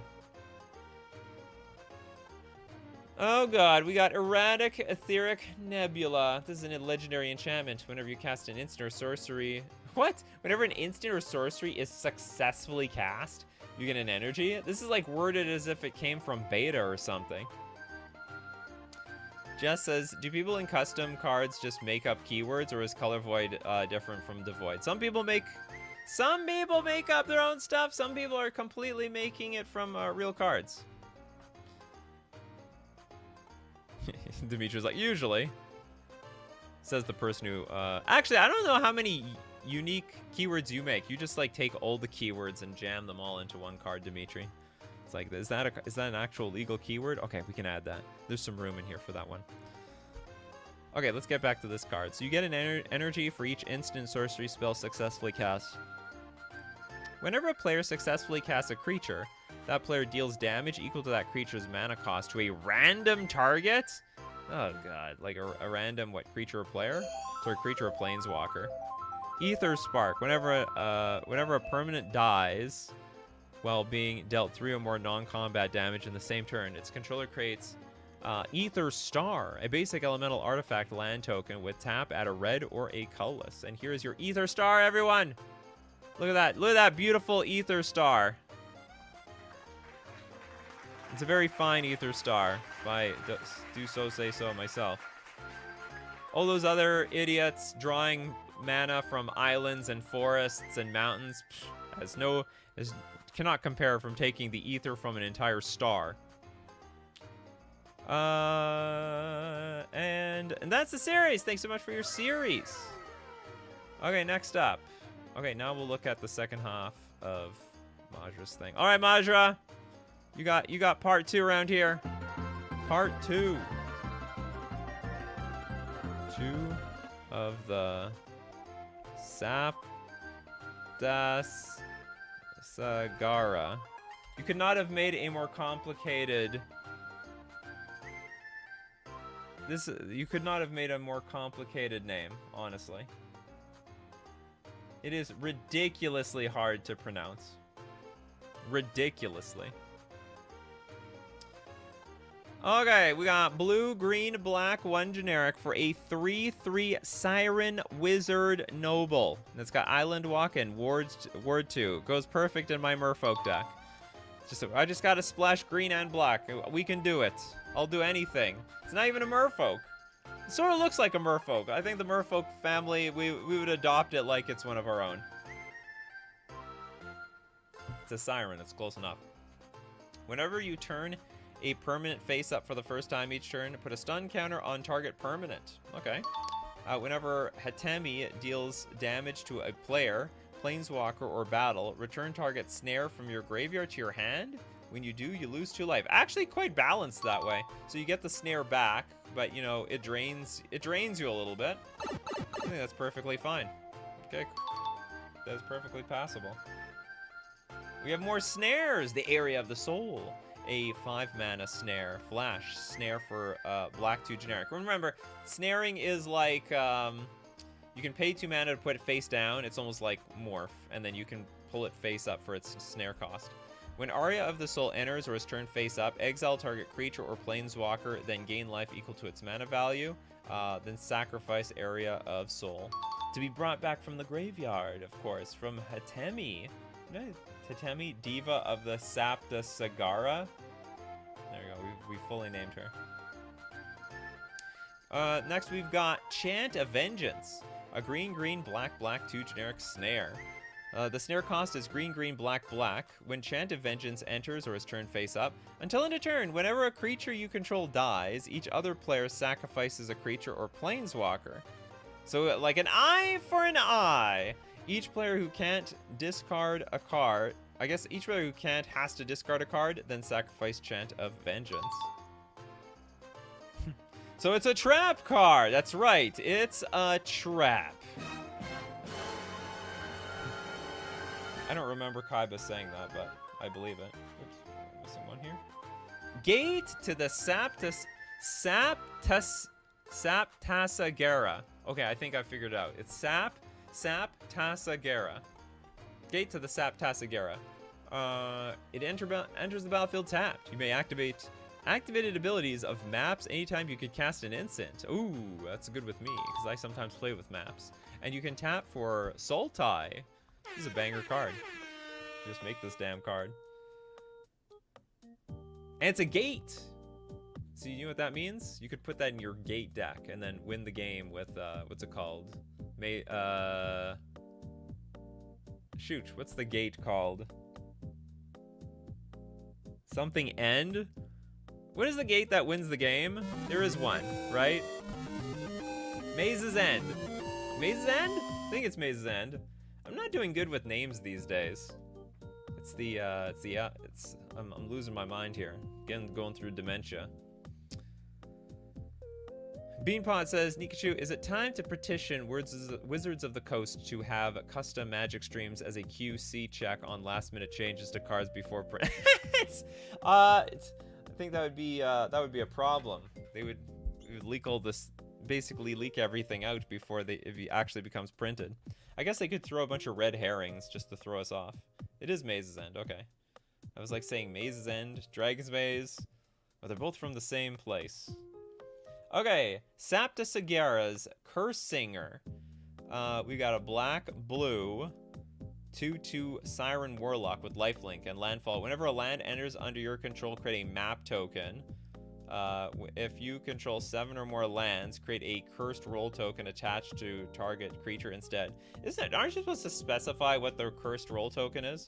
Or maybe cursed roll as token is a very specific token, and I'm not sure what it is. This whole series was a banger, actually. This literally could be a set. It feels like they would print something like this from Wizards. Okay, next up. Who has got no card yet? Fruit Kid didn't get a card. Oh, Fruit Kid didn't donate anything. Okay, so we have a donation here from Fruit Kid. One donation. Who's gonna get it? Who knows? Okay, so we're gonna go to the beginning. Okay, I'm gonna scroll where it stops. Nobody knows. Boop. We got from this dog person. From the doggo. What the hell is this? This isn't even a card. Okay, well, I'm gonna move on to Plow. The Curse of Commensuration. This is a black, white, 1 generic, or a curse. Alright, it's a curse. Enchant player. Whenever a counter is placed on a non-land permanent enchanted player controls, if the number of counters on that permanent is greater than its mana value, that player sacrifices it. I got no clue what this thing does. Whenever a counter is placed on a non-land permanent, okay, like a creature, enchanted player controls. Oh, I see. Okay, we're enchanting the player, and if they put a counter on something of theirs, if the number of counters on that permanent is greater than its mana value, they have to sacrifice it. Ah. Basically taking a stab at them, what's it called? The proliferate strategies. You proliferate players. You gotta start thinking now. Do I want to put the 4th or 5th counter on here? Do I have a choice? If I proliferate... Oh, they can stop, though. Like, they can... proliferate players, they're like, I can stop at any time that you want. Yeah, if your 3-drop gets to 3 + 1 + 1, it goes bye-bye! Bye-bye! Sayonara! Yeah, but with proliferate, they can choose to... they can choose... Oh yeah, Helix Pinnacle. Does it only triggers when it's placed on, though. So yeah, Helix Pinnacle would just, like, I guess, sack immediately. Not immediately, but the moment they activate it again. Oh, the Cursed Roll are specific tokens that turn into 1/1s. Okay, thank you very much. You did put a card? Well, where's the card? You're supposed to put that with the Super Chat, Fruit Kid. Well, you have to give me the card. What is the card, Fruit Kid? You gotta understand the system. You have to give me the name of the... You have to give me the name of the card... Sorry, the name of the post that you posted the card. I will look up the post. Merfolk Dazer? Okay. Anyway, this card is cool. And then we're gonna look up Merfolk Dazer now. You got it for free. Thought Fruit Kid was making a donation here. What does that mean? Does it like days over and over again? What kind of merfolk is this? It's like a skull. It's a skin and no skin and bones. It's just all bones. Okay, blue 1/1 merfolk wizard. Return another target blue creature except merfolk days or you control to its hand to counter target spell unless its controller pays 1. What the hell is this crazy thing? Whenever one or more other creatures you control leave the battlefield without dying, look at the top 2 cards of your library. Put one of them into your hand and the other on the bottom of your library. What is this supposed to be like now? Is this supposed to be Brainstorm? What is this? Legacy the merfolk creature? Now the question is it broken? Is this playable? Whenever one or more other creatures you control leave the battlefield. It has to be other ones too. It can't even be this one. Oh, without dying. They can't die. Look at the top 2 cards of your library. Put one of them into your hand and the one on the bottom of your library. So it's not even a Brainstorm. Okay, cool. I hope this is fine. I think it's fine. I like it. Yeah, you bounce with the first ability. Yeah, we can keep bouncing in response. You're gonna kill nothing on my board. It's possible this thing's broken. Like, doesn't this just completely undermine removal? Like, removal is stone cold garbage at this point. Yeah, the first ability triggers the second one. I think actually it might be broken. Because removal will never, ever get anything. Like, removal will never snap anything up.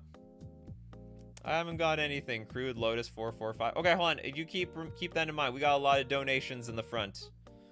We'll, there's a lot of there's people donating around here. Ro Rooney donated big time and other donations. I'm gonna keep you in mind, Bryce. I'm gonna remember you. This is a Yu-Gi-Oh card, but in oh, the Skull Servant. Oh, the Skull Servant is a Yu-Gi-Oh card. Well, you know what? Fruit Kid likes Yu-Gi-Oh. Okay, I actually think this is probably broken. I think it needs to be like broken down to like you can return something back to your hand. I don't know, once a turn or something like that.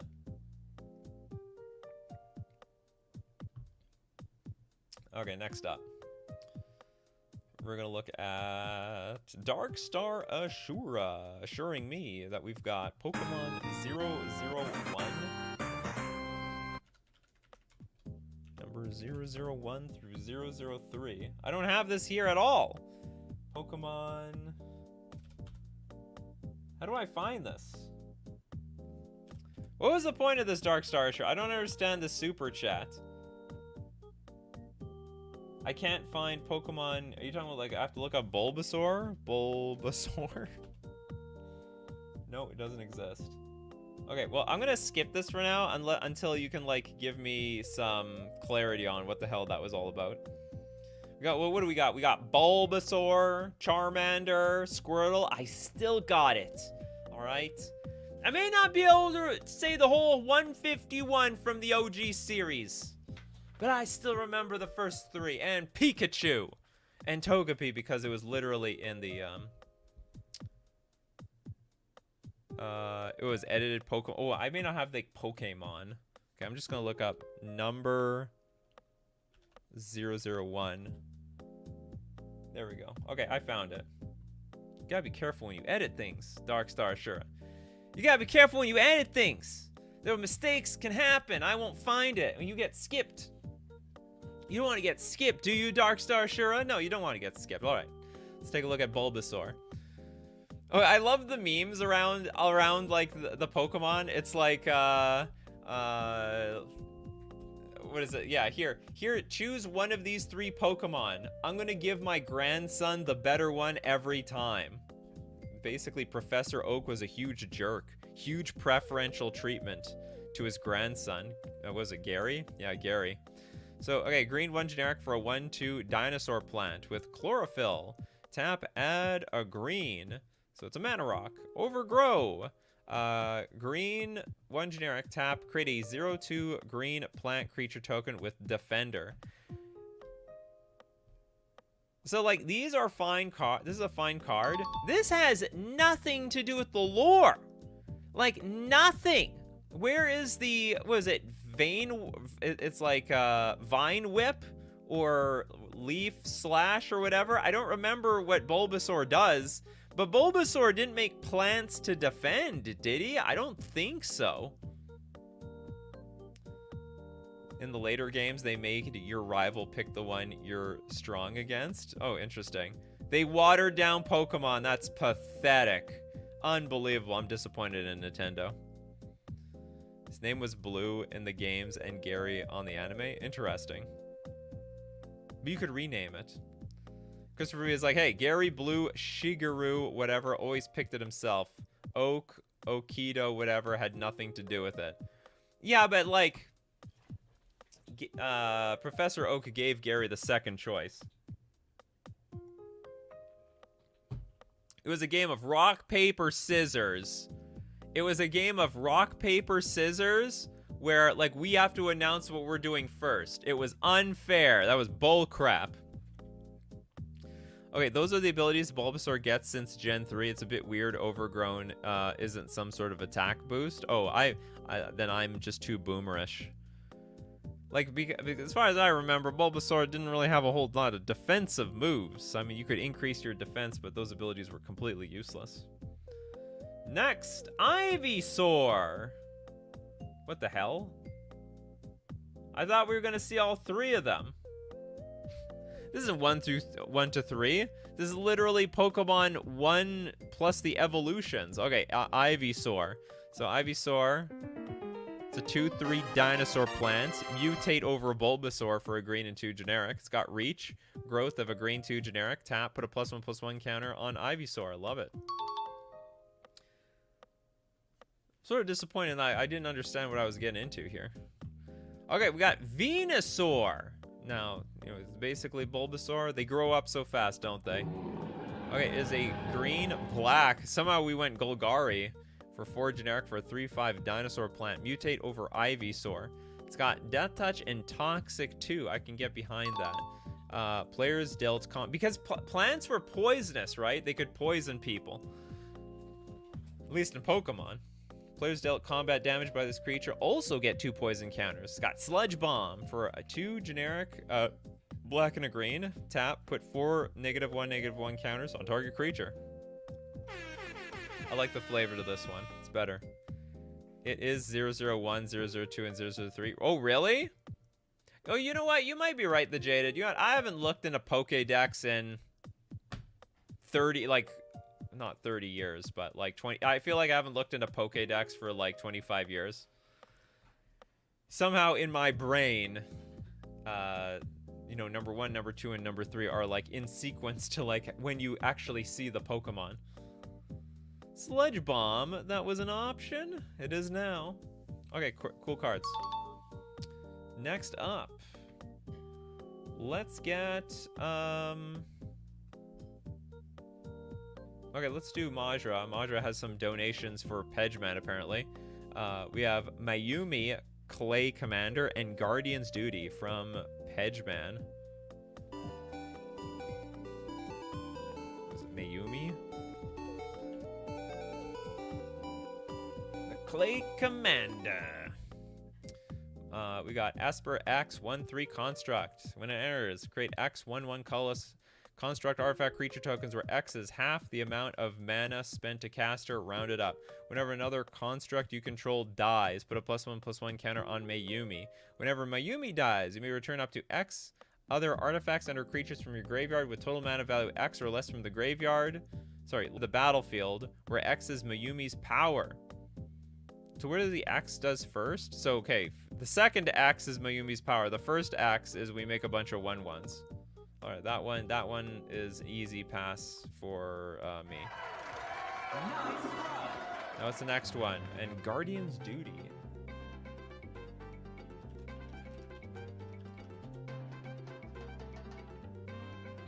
Looks like it's a meat shield. Looks like we have a meat shield over here. Black, white, 1 generic. Sacrifice any number of permanents you control. For each permanent sacrificed that way, another permanent you control gains indestructible and hexproof until end of turn. Return a permanent with mana value X or less from your graveyard to the battlefield, where X is the combined mana value of the sacrificed permanents -1. That seems crazy. Crazy great. It's a legendary instant. I can't remember how those work. You need to have like a legendary permanent in play in order to cast it. I likes it. Maybe the PayPal could be added to the custom descriptions for German plebs who don't own a credit card. Oh, the poor Germans. Yeah, I was in Germany once. I couldn't use my credit card. What the hell's up with that? I really want to contribute when I crafted my cards. You just have to somehow make it work through the YouTube app. Or I guess maybe like... There's got to be some way to get the Germans can pay through the YouTube app. I don't know how, though. But the problem is, if we don't do it through Super Chats, it gets complicated. I'm gonna have to look too many ways to actually find these cards. Okay, next up. Okay, who do we got here? Let's get something from Edit. Sorry for the typo to my first card. You have a that's okay. Typos are welcome. Therak 25, Therak, an exponential demon. Therak 25.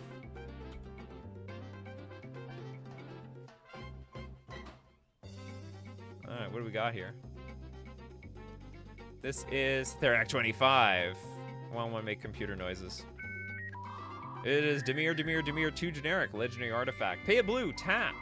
Create a sickly roll token attached to target creature and opponent controls.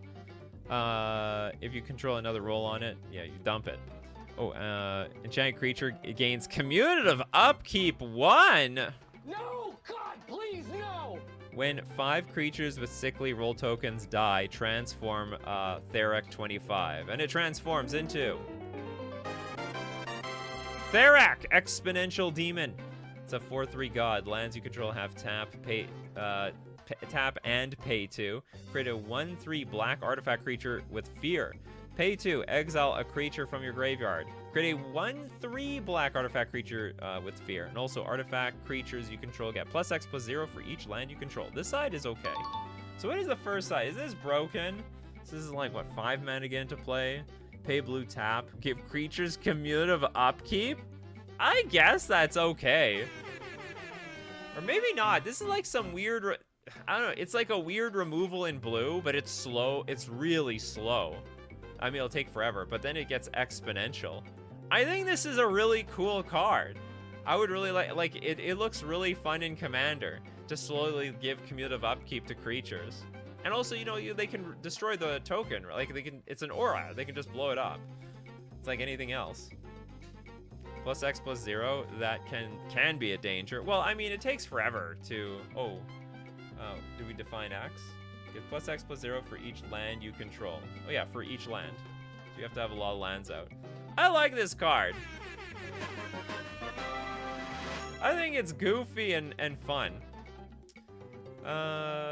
Okay, next up. Do you know what we should do? Let's get Who's Its card.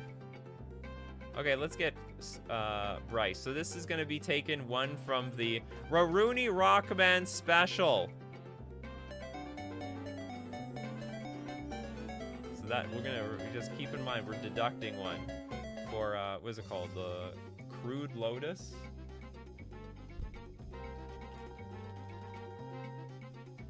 Crude Lotus 4/4/5 0 mana. It is a very crude drawing. You may only cast Crude Lotus from your graveyard. Oh, tap, exile Crude Lotus, add 3 mana of any color. Honestly broken. Not gonna lie, this is a very broken card. It's like it's probably fine for Commander. In competitive Magic, this is insane. Basically, you just like self-mill, surveil, whatever. I imagine crack, fetch, get surveil land, see Crude Lotus on top, put it into your graveyard, and so on. There's like a lot of ways of just breaking the Crude Lotus. The Jade is like, this is Ibers. This is not legit.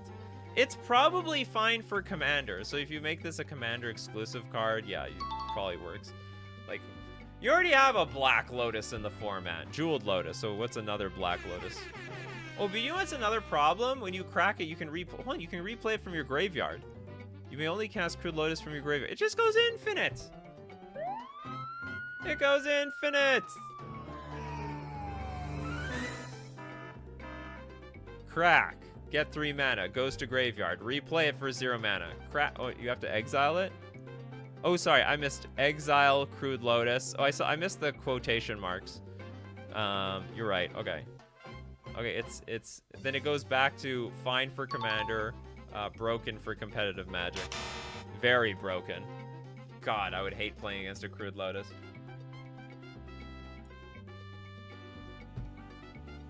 I think he meant specifically Crude Lotus 445. Well, this is Crude Lotus 445.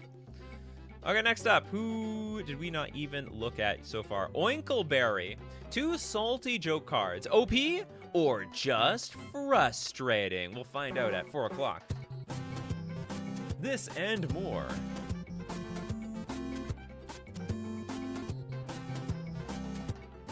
Okay, first one. Black, black, black. Black. Instant. Each player discards their hand. It's not just one with nothing. Everyone with nothing. We all have nothing, and I want to share the nothing with you. Each player discards their hand. I mean, probably. You know what? I mean, it absolutely has utility. I think this is a very good card. In fact, it's a great counter to anybody who draws like a bunch of cards late in the game. Okay, windfall. Well, okay, you windfalled me into everyone with nothing. So I'm gonna empty my hand and I'm gonna make sure you have nothing with me. There is one problem with this type of card, like turn 1 Dark Ritual, Mana Rock, play a bunch of stuff, or like, you know, play another card, everyone with nothing. Oh yeah, so this is like, can't be playable. Damn. Problem is, like, turn 1, you could like just everyone with nothing, everybody. And it'd be like a force of will check. I guess you need to have the clause, like you can't play this turns 1 to 3, or even turn 4. 5 later, it's perfectly safe. If they still have cards in their hand, that's their problem. That's their fault. They shouldn't have been holding on to those situational counter spells. Okay, the Sword of Cope and Seath. 3 mana equipment. Equipped creature gets +2/+2 and has protection from black and red. Now, when a equipped creature deals combat damage to a player, destroy target land. It's evil.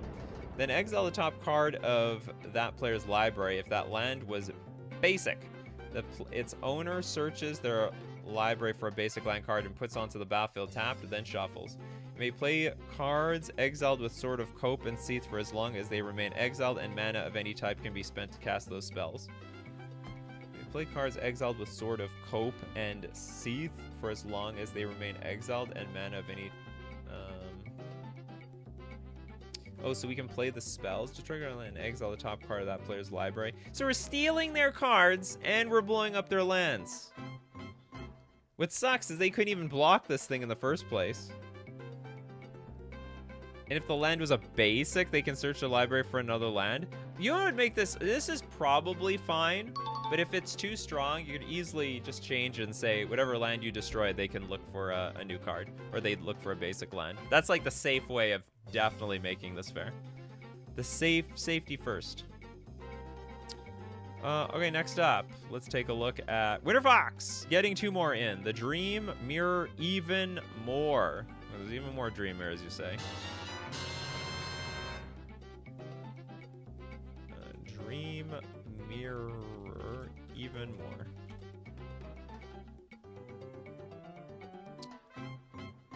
Okay, colorless, snow, 3 generic for a 4/5 Dream Mirror Inquisitor, human Void Witch, haste, and ward 2. When Dream Mirror Inquisitor enters the battlefield, place a reflection counter on all creatures you do not control. Now for colorless, and snow tap, Dream Mirror Inquisitor has double strike and has double power until end of turn. Double the power?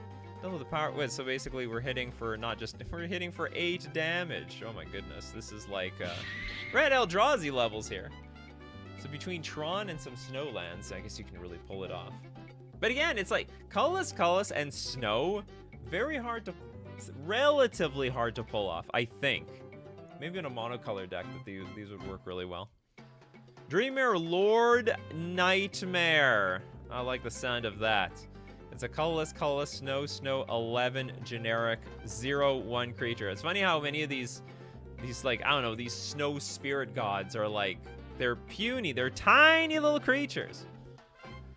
Big power, small toughness. Indestructible, haste, shroud, ward, woo. This is very Dimitri-like. Wooburg, snow, and a colorless. If Dream Mirror Nightmare attacks, you may remove 1 card on the battlefield, 1 card in the graveyard, and 1 card in exile from play. Cards removed in this way are considered outside the game. I would allow it. Why do you tap it while giving it double strike? Do you have to untap it before you attack? Oh, hold on, let's look at this last one.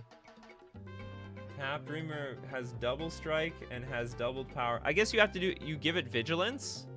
So first off, you can block and double the power to deal a lot of damage on blocking duty, or you give Dreamer Inquisitor vigilance, attack, then before damage, tap and double the power. You can make it work. We can make it work. Okay, next up, for Surefire Cells. With Strong Together. You hate someone at the table.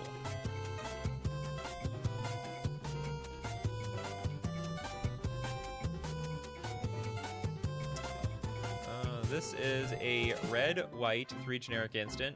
Cast this spell only before attackers are declared on your turn. Now, it's got assist 3. Choose an opponent. Creatures can't attack anyone other than the chosen player this turn. They can then choose any number of creatures they don't control. Gain control of those creatures until end of combat. Untap all creatures you control. They gain haste and indestructible until end of turn. I don't get these cards. I'll give you the Titanic sound effect for this damn thing. I gotta cast a spell only before attackers are declared on your turn. Then I gotta choose an opponent. Creatures can't attack anyone other than the chosen player this turn. Okay, so basically I'm declaring to attack them. Then choose any number of creatures they don't control. Gain control of those creatures. Okay, I'm swiping everyone else's stuff. It's mine now. Untap those creatures. They gain haste and indestructible. Oh, and then we're sending them in. I assume this is fine. I'm not real. I never found that these types of steal creatures and attack someone else stuff was broken. Like, it's obviously not going to be very good at 1 versus 1. So it's a very commander-like card. Yeah, you know who else is stronger together? The apes. The apes. Another player can pay up to X of this spell's cost. Oh, with the assist, that's how this works? Ah, so teamwork. Yeah, oh, now I get it. Stronger together. That's how it's stronger together. Next up, Hogan. Brother in Arms. Let's go take a look at this card.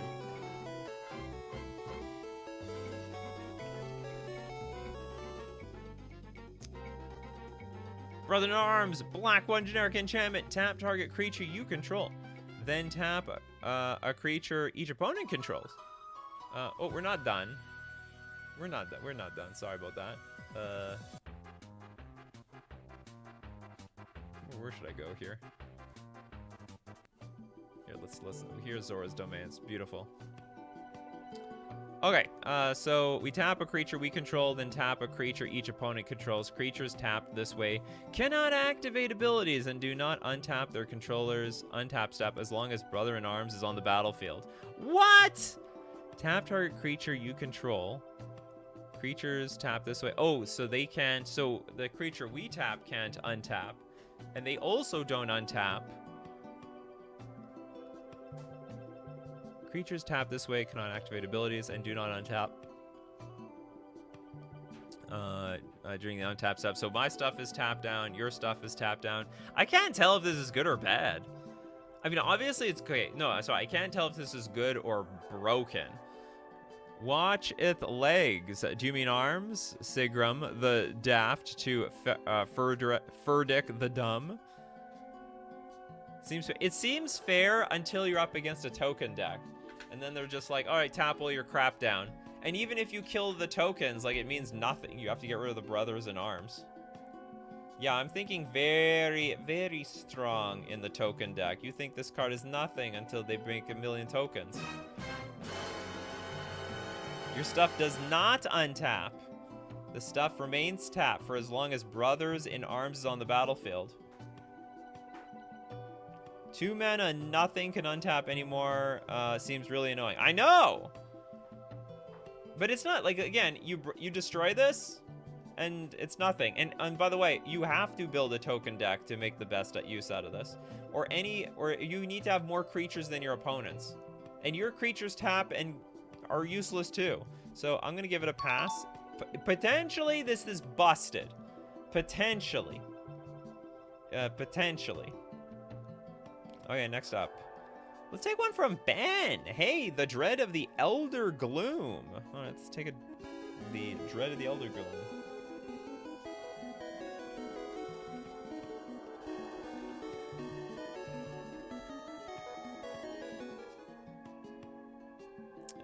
Dread of Elder Gloom is a black-green snow 2/2 beast horror. A lot of you like your snow cards. Winter Fox loves the snow cards. Hence Winter Fox. Very flavorful in the name. Okay, beast horror, death touch, snow, landwalk. Whenever Elder Gloom attacks, distribute 2 dread counters on up to 2 target creatures the defending player controls. Whenever a creature with a dread counter on it attacks, put a +1/+1 counter on the Elder Gloom. Pay a snow. Pay for a life. Goad each creature with a dread counter on it. Oh, for the rest of the game. And this thing has death touch. And it's got snow landwalk, but that doesn't mean they have snow cards. Also, it's a very small creature. We're a creature with but when we attack, distribute 2 dread counters, and they're goaded for forever. This is chaos. It's absolute chaos, but I think it's cool. Is this a custom card? These are all custom cards. Welcome, Zenithot. They're all custom cards. None of these cards are real. Yeah, imagine some Magic the Gathering player coming in here and it's like, holy crap, that thing's insane. I know it has like an actual Magic the Gathering set symbol, but yeah, this is I guess it was just for the flavor, because what, Kaldheim had snow cards?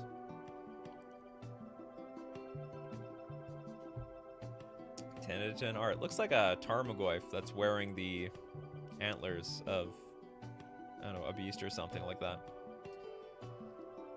Okay, next up, let's take a look. Let's take a look. Let's get to Cormac, the end of the world. The last one for the day. Thank you very much.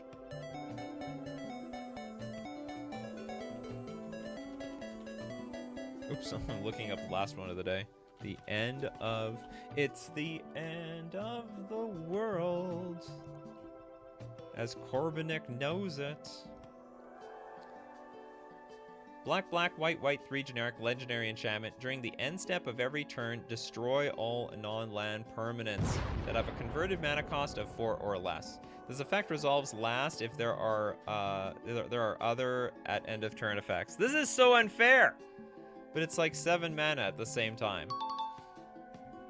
And I feel fine, ... until the end of the turn happens.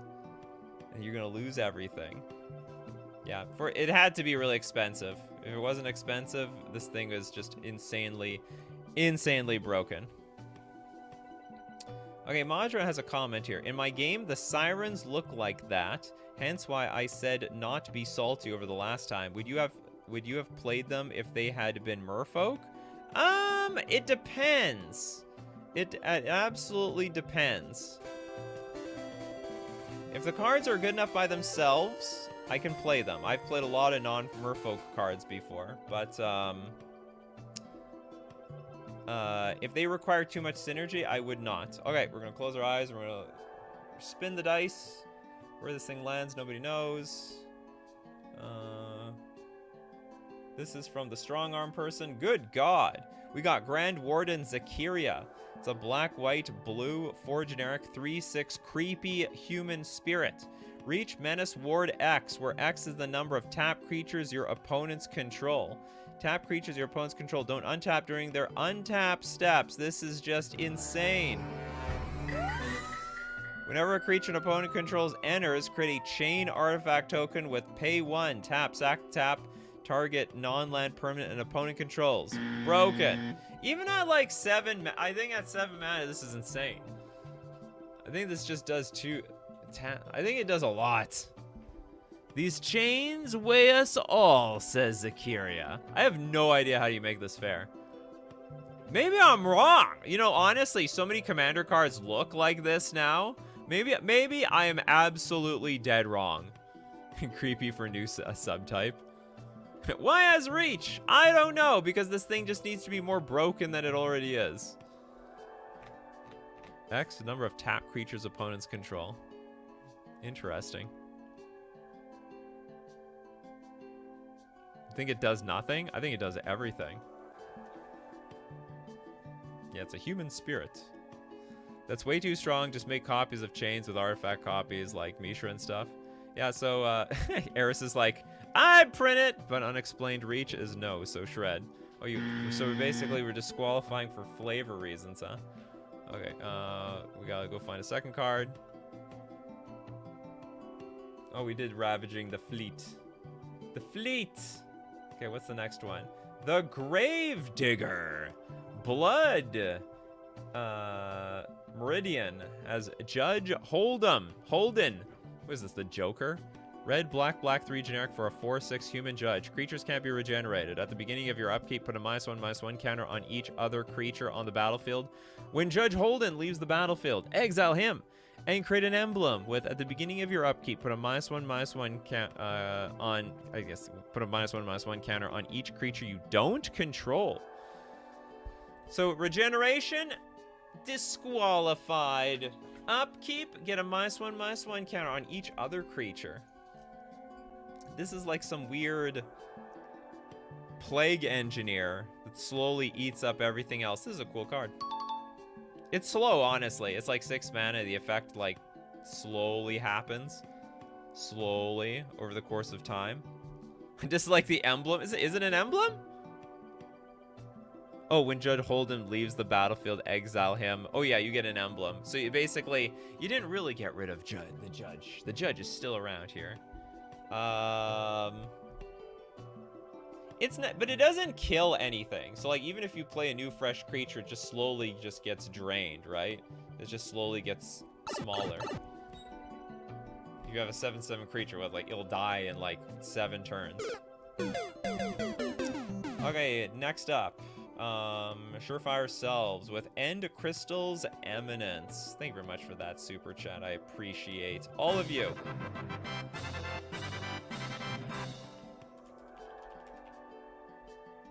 This is gonna say when I was reading it, it's like End Crystal Meth. Okay, End Crystal's Eminence. This is an Orzhov 2 generic, legendary enchantment. If a triggered ability triggers at the beginning of your end step, it triggers an additional time. Okay, double the triggers. When it does, put a lore counter on End Crystal's Eminence. Pay 6 and an Orzhov. End Crystal's Eminence becomes a legendary artifact named the End Crystal. It gains indestructible and tap. Add X mana in any combination of colors to your mana pool, where X is the number of lore counters on it.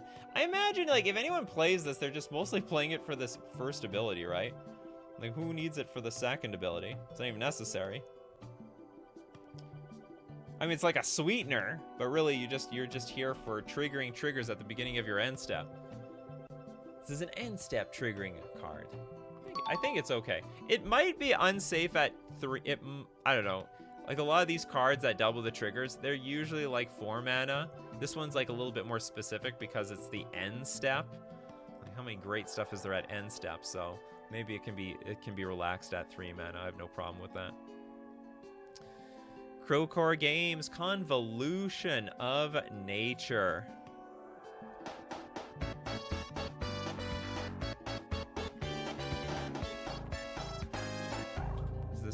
Oh, behold a Yu-Gi-Oh card. It's our Yu-Gi-Oh card of the day. Enchantment. As long as this card remains face up on the field, all players must turn their respective libraries upside down. Whoop! And then proceed with the current game. All players draw from the bottom of their library, not the top. And all cards are revealed. The bottom of their library is face up, and effects or abilities or spells that say reveal no longer work. Well, I think, honestly, there's nothing broken about this. So it's definitely a pass. I mean, just basically, it's like It's like playing Magic with Lantern of Insight on the battlefield. Lantern of Insight says, like, play with the top card of your library revealed, so it changes nothing. But now, a question I have is, if we turn the library upside down, is the top card still considered the bottom card? Anyone think about that? If we turn the library upside down, is the top card the bottom card?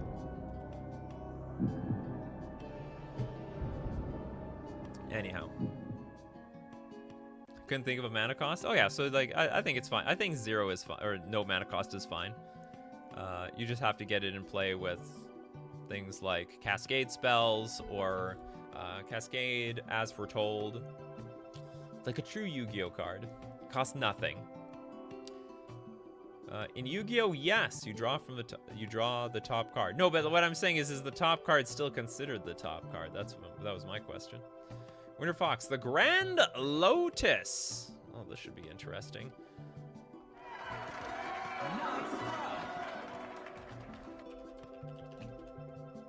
Funny, not exclamation point Lotus. Holy moly, this Lotus costs a lot of mana. Snow colorless and 20 generic. Constructed worship building. Oh yeah, it looks like some sort of convention center. Ward 3, suspend 6 for a snow and a colorless. During each of your turns, add 3 mana of any single color of your choice. Mana added by this effect lasts until the end phase. Okay, that's very interesting. So during each of your turns, add 3 mana. You know what? If I spent 22 mana into something, I would hope to God I would get like 3 mana a turn. Oh, actually, hold on. We have suspend 6 for 2 mana. That's probably fine too. I think that's okay. That one's gonna be okay. Oinkleberry, what could have been in Memorandum? All right, we can take a look at this.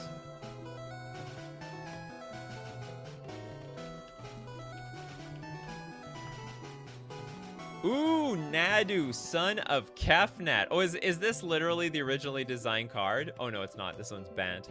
Bant 3/4 flying. No, yeah, you may cast permanent spells as though they had flash. Was the original one white? I don't remember. I know it's at least Simic. I think it was really originally Simic. Whenever a permanent you control becomes the target of a spell or ability an opponent controls, reveal the top card of your library. If it's a land card, put it onto the battlefield. Otherwise, put it into your hand. You know what? They should print this. This should be like the Return of Nadu. They should print the original card now that Nadu is like so infamous. Yeah, it's the original card, but I added the white pip as a reference to the Bant Nadu. I think they should do it. I think that would be great. The winged wisdom tempered by the humility of faith.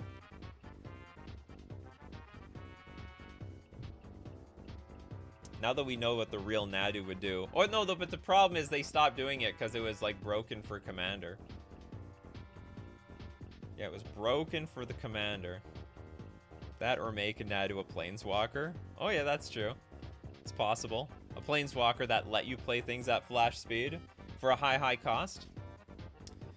Crowcore Games. The top is now the face-up card, and the bottom is what was the top, to answer your question. Demons of Deals.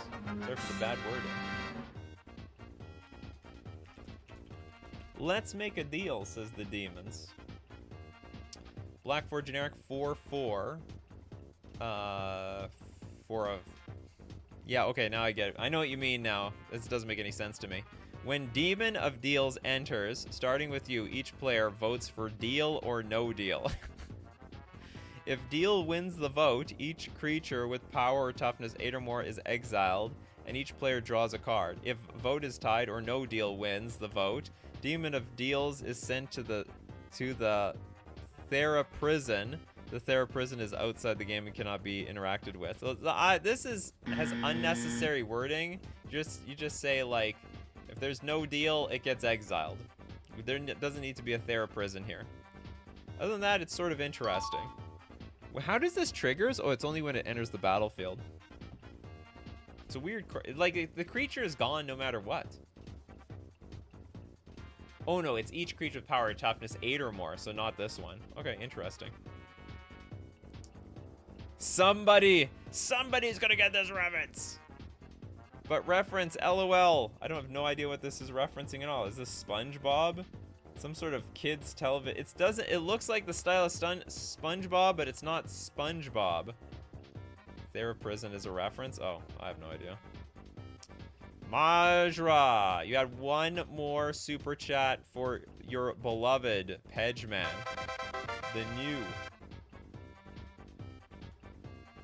The unknown. Oh, that was too not specific. A new. No, I'm just gonna look. Unknown X. You want face down stuff? I got you, fam. New unknown. All right, so apparently this was for you, Majra. Really, it wasn't even for us. Okay, so we have either 5 colorless or Wooburg for a 5/5 demon alien flying and disguise of a colorless 2 generic. When new becomes the target of a spell or ability, you may exile her and any number of creatures you control and own in a face down pile. Shuffle the pile, then cloak them. If you do, change the target of that spell or ability to a random face down creature you control. So if anyone doesn't know, like, when it comes to morphed creatures, you have to order the morphs. Like, this is morph 1, this is morph 2, this is morph 3, and now we're like shuffling them up, and now nobody knows which morph is what.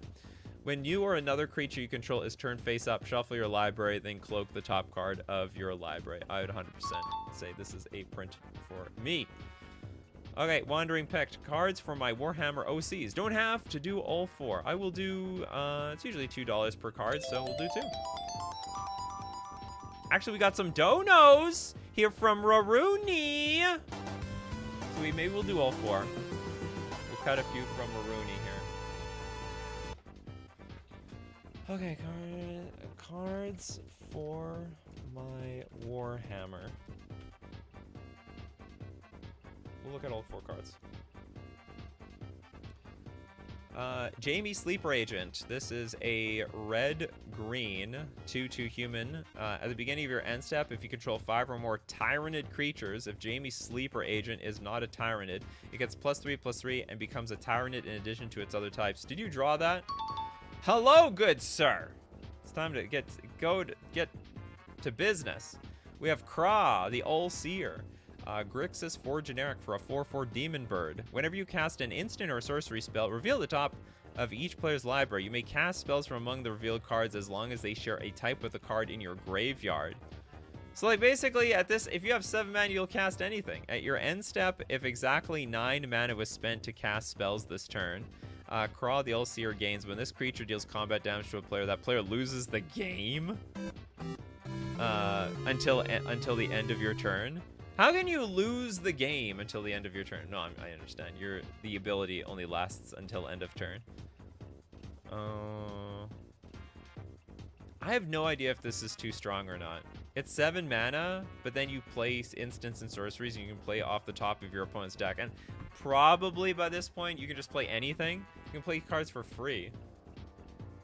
Do you know what? With this extra, like, you lose the game thing, I think this might be a little too strong. The next turn, since you get the ability after you attack, your end step, if exactly 9 mana was spent to cast spells. Oh yeah, you get this next turn because this is at your end step. What a weird ability. Then we got Kra, Eye of the Sinch. Red, blue, 2 generic 3/3 demon bird, flying. All opponents play with their hands revealed. Haha! So you can't hide anything from us now, and everyone else at the table is horribly disappointed. No! God, please, no! Whenever a spell or ability targets something, you may tap Kra, Eye of Zinich, and if you do, change the target of that spell or ability at random. I think, okay, so you just have to clean this up. I think the ability is fine and fair, but you have to clean up the wording a little bit, and that is, it needs to be just like tap, change the target of spell or ability that targets a single target or something like that, or targets spell or ability that targets a single target, targets another target instead. I have no idea how they work that thing, but that would be, I think that would be fine even at 4 mana. Be pretty annoying though, because you could redirect one removal spell, but after you tap it, then someone can just blow it up anyway. And then we got Vanadium, the Battlefield Artificer. We have a white-red 3 generic 4/4 Astartes Artificer. Anyway, we got haste. Whenever Vanadium Battlefield Artificer attacks, target artifact you control gains indestructible until the beginning of your next turn. That is so weird, but I think that's okay. Okay, so that was 1, 2. How many? Okay, how many? Now we have a bunch of donations. So I did 1. I did 2 from here. This is worth 10. And then I did, I got 1 from chat already. So we're 4 down, 6 to go. All right, where the stops? Nobody knows. We got a Dimitri one. Okay, here's our 5th card. Mario, the unassuming yet efficient carpenter. Did we do this one before? 3/1, multi-kicker 6, reach, haste, fabricate 4, and heroic. When this card enters and attacks or defends, discover X, where X is the total mana value of the cast or this card, the number of times this card was kicked, then that discovered spell has Storm and Discover 2, and each Storm copy is non-legendary and triggers a Discover. Oh, is this a repeat? Couldn't remember. Don't remember what we've seen so far. Okay, let's take a look at Soka 1. Kelvin, the Unwavering Hero. 4 mana for a 2/4 Human Knight. First strike and Dauntless. Whenever Kelvin attacks, exile the top and bottom card of your library. You may play both of them this turn if able. If they both share a card type, you may play them without paying their mana costs. So you could get like really, really lucky. Creatures entering this way enter tapped and attacking. Hold on, okay. Well, what is Dauntless? This creature can block creatures with menace as though it didn't have menace. Oh, that's cool. Same with Planeswalk. So, like, if a creature says, like, I couldn't block it, well, I can block it now. I like that ability. But what is this second one? When it attacks, we can exile the top and bottom. So we're drawing 2 cards. And also, if they share a type, we get to play them for free. I think that's absolutely broken. Pretty epic if you get 2 lands. You may play. Yeah, that's true. You can actually play both of them. I think this card's insane.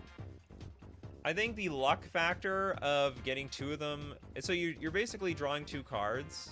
Like, I think that's too broken. I could be wrong. I think it's too strong. I think no matter what, you should get nothing for free. That would be the only thing I would change, and then it's safe, because you get 2 cards, but you have to cast them. You can play a land. That's fine. I can live with that. But being able to play like 2 instants that are like 8 mana each, no. 4 mana cards should not be allowed to do that. All right, next up, we're gonna get something from Soka. Had one already. Because I don't think Soka's on the show very much. Maybe we can do another Soka one. We have Radina, the Bountiful Witch. Green, 1 generic 2/2 human druid. Lands you control have ward 1 and tap. You gain 2 life. Whenever 1 or more lands enter untapped or leave the battlefield, untap target non-land permanent you control. If that permanent was a creature, that creature gets +1/+1 until end of turn. This is actually just a regular card, in my opinion. Power Tempest Wing may request 2 American sodas. Okay, let's look up 2 American sodas. Does anyone else have any requests in chat? Oh, did we do this last week? Holy crap, you guys have a great memory. Well, we're gonna look up 2 American sodas. 2 liter of Mountain Dew. It is a white-red 1 generic. Is this from Homestar Runner? So this is an artifact food. So apply liberally for a Boros 1 generic. Destroy target artifact. Okay, that's fine. It's literally just a... what is this? Shatter? This is like Shatter Plus, because after this we got the second ability. Pay 2, tap, sacrifice 2 liter of Mountain Dew. You gain 3 life.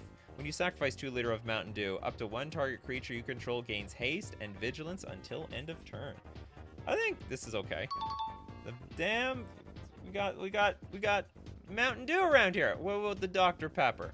Dr. Pepper, drink of intellectuals. I don't drink either. I'm more of a Coke person. Dr. Pepper, it's a food. Dr. Pepper drink of intellectuals enters with 2 charge counters. Pay 2, tap, remove a charge counter to draw a card. And also pay 2, tap, sacrifice Dr. Pepper, gain 3 life, plus an additional 2 life for each charge counter on Dr. Pepper. I like this card. Easy pass. Okay, so now we're up to 6, 7, 8. 2 more. Stay away from Dr. Pepper. He'll give you kidney stones like it did to me. Well, that could happen with any soda, really. Is this a Steingate reference? I have no idea. Okay, did anyone suggest anything? Okay, Pedgeman wants another one. You already got like a million cards. Ramilia, taker of all. Oh god. What's with all the words? Okay, so this is what it's effectively 6 mana for a 4 loyalty vampire Ramilia. If you'd remove loyalty counters from Ramilia due to damage, you may remove counters of any kind from her instead. Counters on Ramilia don't cancel each other out. +1, pay in blood X times. Remove up to X counters from up to X permanents to Ramilia. X can't be higher than Ramelia's loyalty. To pay in blood, sacrifice a blood or pay 3 life. I don't understand what that means. So X can't be higher than Ramelia's loyalty. So if the loyalty is 4, you can't have any more than 4 blood tokens or something, or blood counters. Pay 0, remove X counters from Ramelia, gain X life, and create X blood tokens. Draw a card, and then put a loyalty counter on Ramelia for each different kind of counter removed this way. And then -7, you get an emblem with vampires you control have Undying and Wither. I have no idea how this card works. It just looks like it just doesn't even do that much. So it's got a 0 mana draw card ability. And the loyalty can get insane as we add counters from other cards on here. But it's like a bazillion mana. You play it in a Demir or Orzhov deck, though. Why are all the anime cards so stupid? Because people like to be aggressive with their anime cards. Calls lawyer to assist with card rolls. Hello? Are you a judge? Are you level 3? I need your help here. How to puke the quickest. Geiger Meister plus Red Bulls plus Dr. Pepper. Isn't there something called Epicac or something like that? There's like something that will make you puke. Okay, let's look for another original card. Let's take this one from Blastera. This is a blue 5 generic taken by the waves. Instant. Target player puts 4 creatures they control on top of their library in a random order. The spell costs 1 less to cast for each creature that player controls. Target player puts 4 creatures they control. That is broken. That is insane. So basically somebody who has like a full board, you're like it's like 3 blue, get rid of all their creatures. Then scry X, where the X is the number of creatures that left the battlefield this turn. This is actually too strong. I would snap play this card in like every blue deck possible. It's insanely strong. Top 4 cards. Like, it needs to be a card like just bounce it back to their hand. That would be fine. Because once you put it back on top of their deck, it's like removal. It's like literally blue removal. So that's pretty strong. Didn't we already see this already? I don't remember this card, unless you guys have a better memory than me. I'll be honest. Once we go beyond 2 hours, I don't remember anything. My brain is losing oxygen. The damn draws. The antagonists. Some sort of joke here.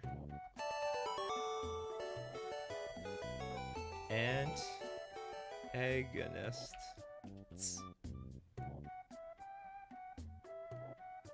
This is a green 1 generic 0/1 insect. Flash banding. When antagonists enter, destroy all food tokens. You hear that? All them food tokens, they're all going to waste.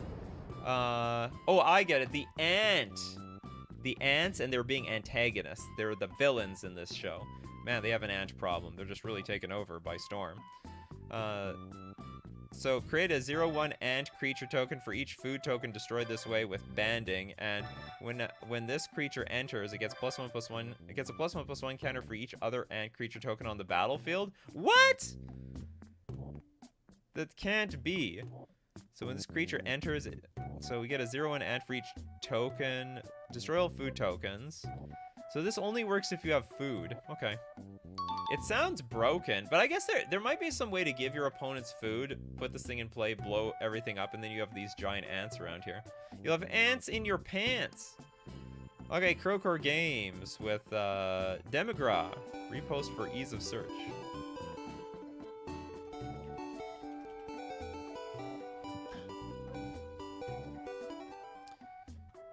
Demigra is black, 3 generic, 6/6. Demigra, Lord of Demons. Flying, lifelink, death touch. All other demons get +1/+1. When Demigra, Lord of Demons enters, draw a card. I think we're doing too many things here. Black, tap. Target demon gains lifelink, flying, and death touch until end of turn. I think we gotta add more mana to this card. It literally just enters the battlefield, replaces itself because it draws a card. When it enters, draws a card. This ability triggers only once per turn. Like, that actually is redundant text. It's like pointless to have it there, right? If you blink it, it will still draw a card because the game will consider this like still a new card that entered the battlefield at all.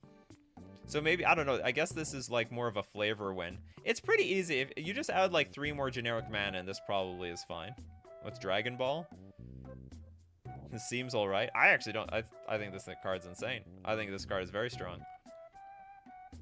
Does it have haste? Doesn't have haste. Maybe it's fine. Maybe I'm out of my mind. You know what? The power crap world we live in, maybe this is okay.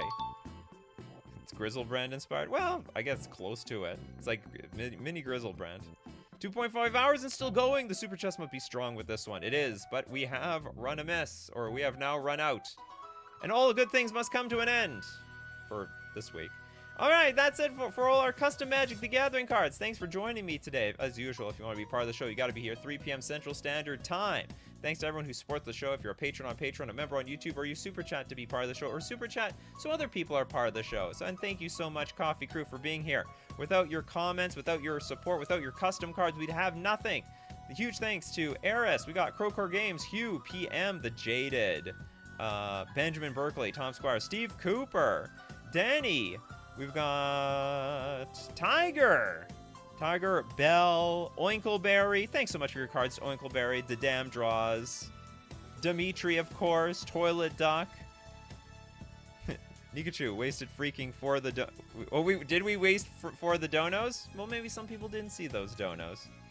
And Pedgeman. And so as usual, my coffee crew, keep brewing up them coffees, and we'll keep brewing up the magic. Take care of yourselves, and I will see you at the next cup.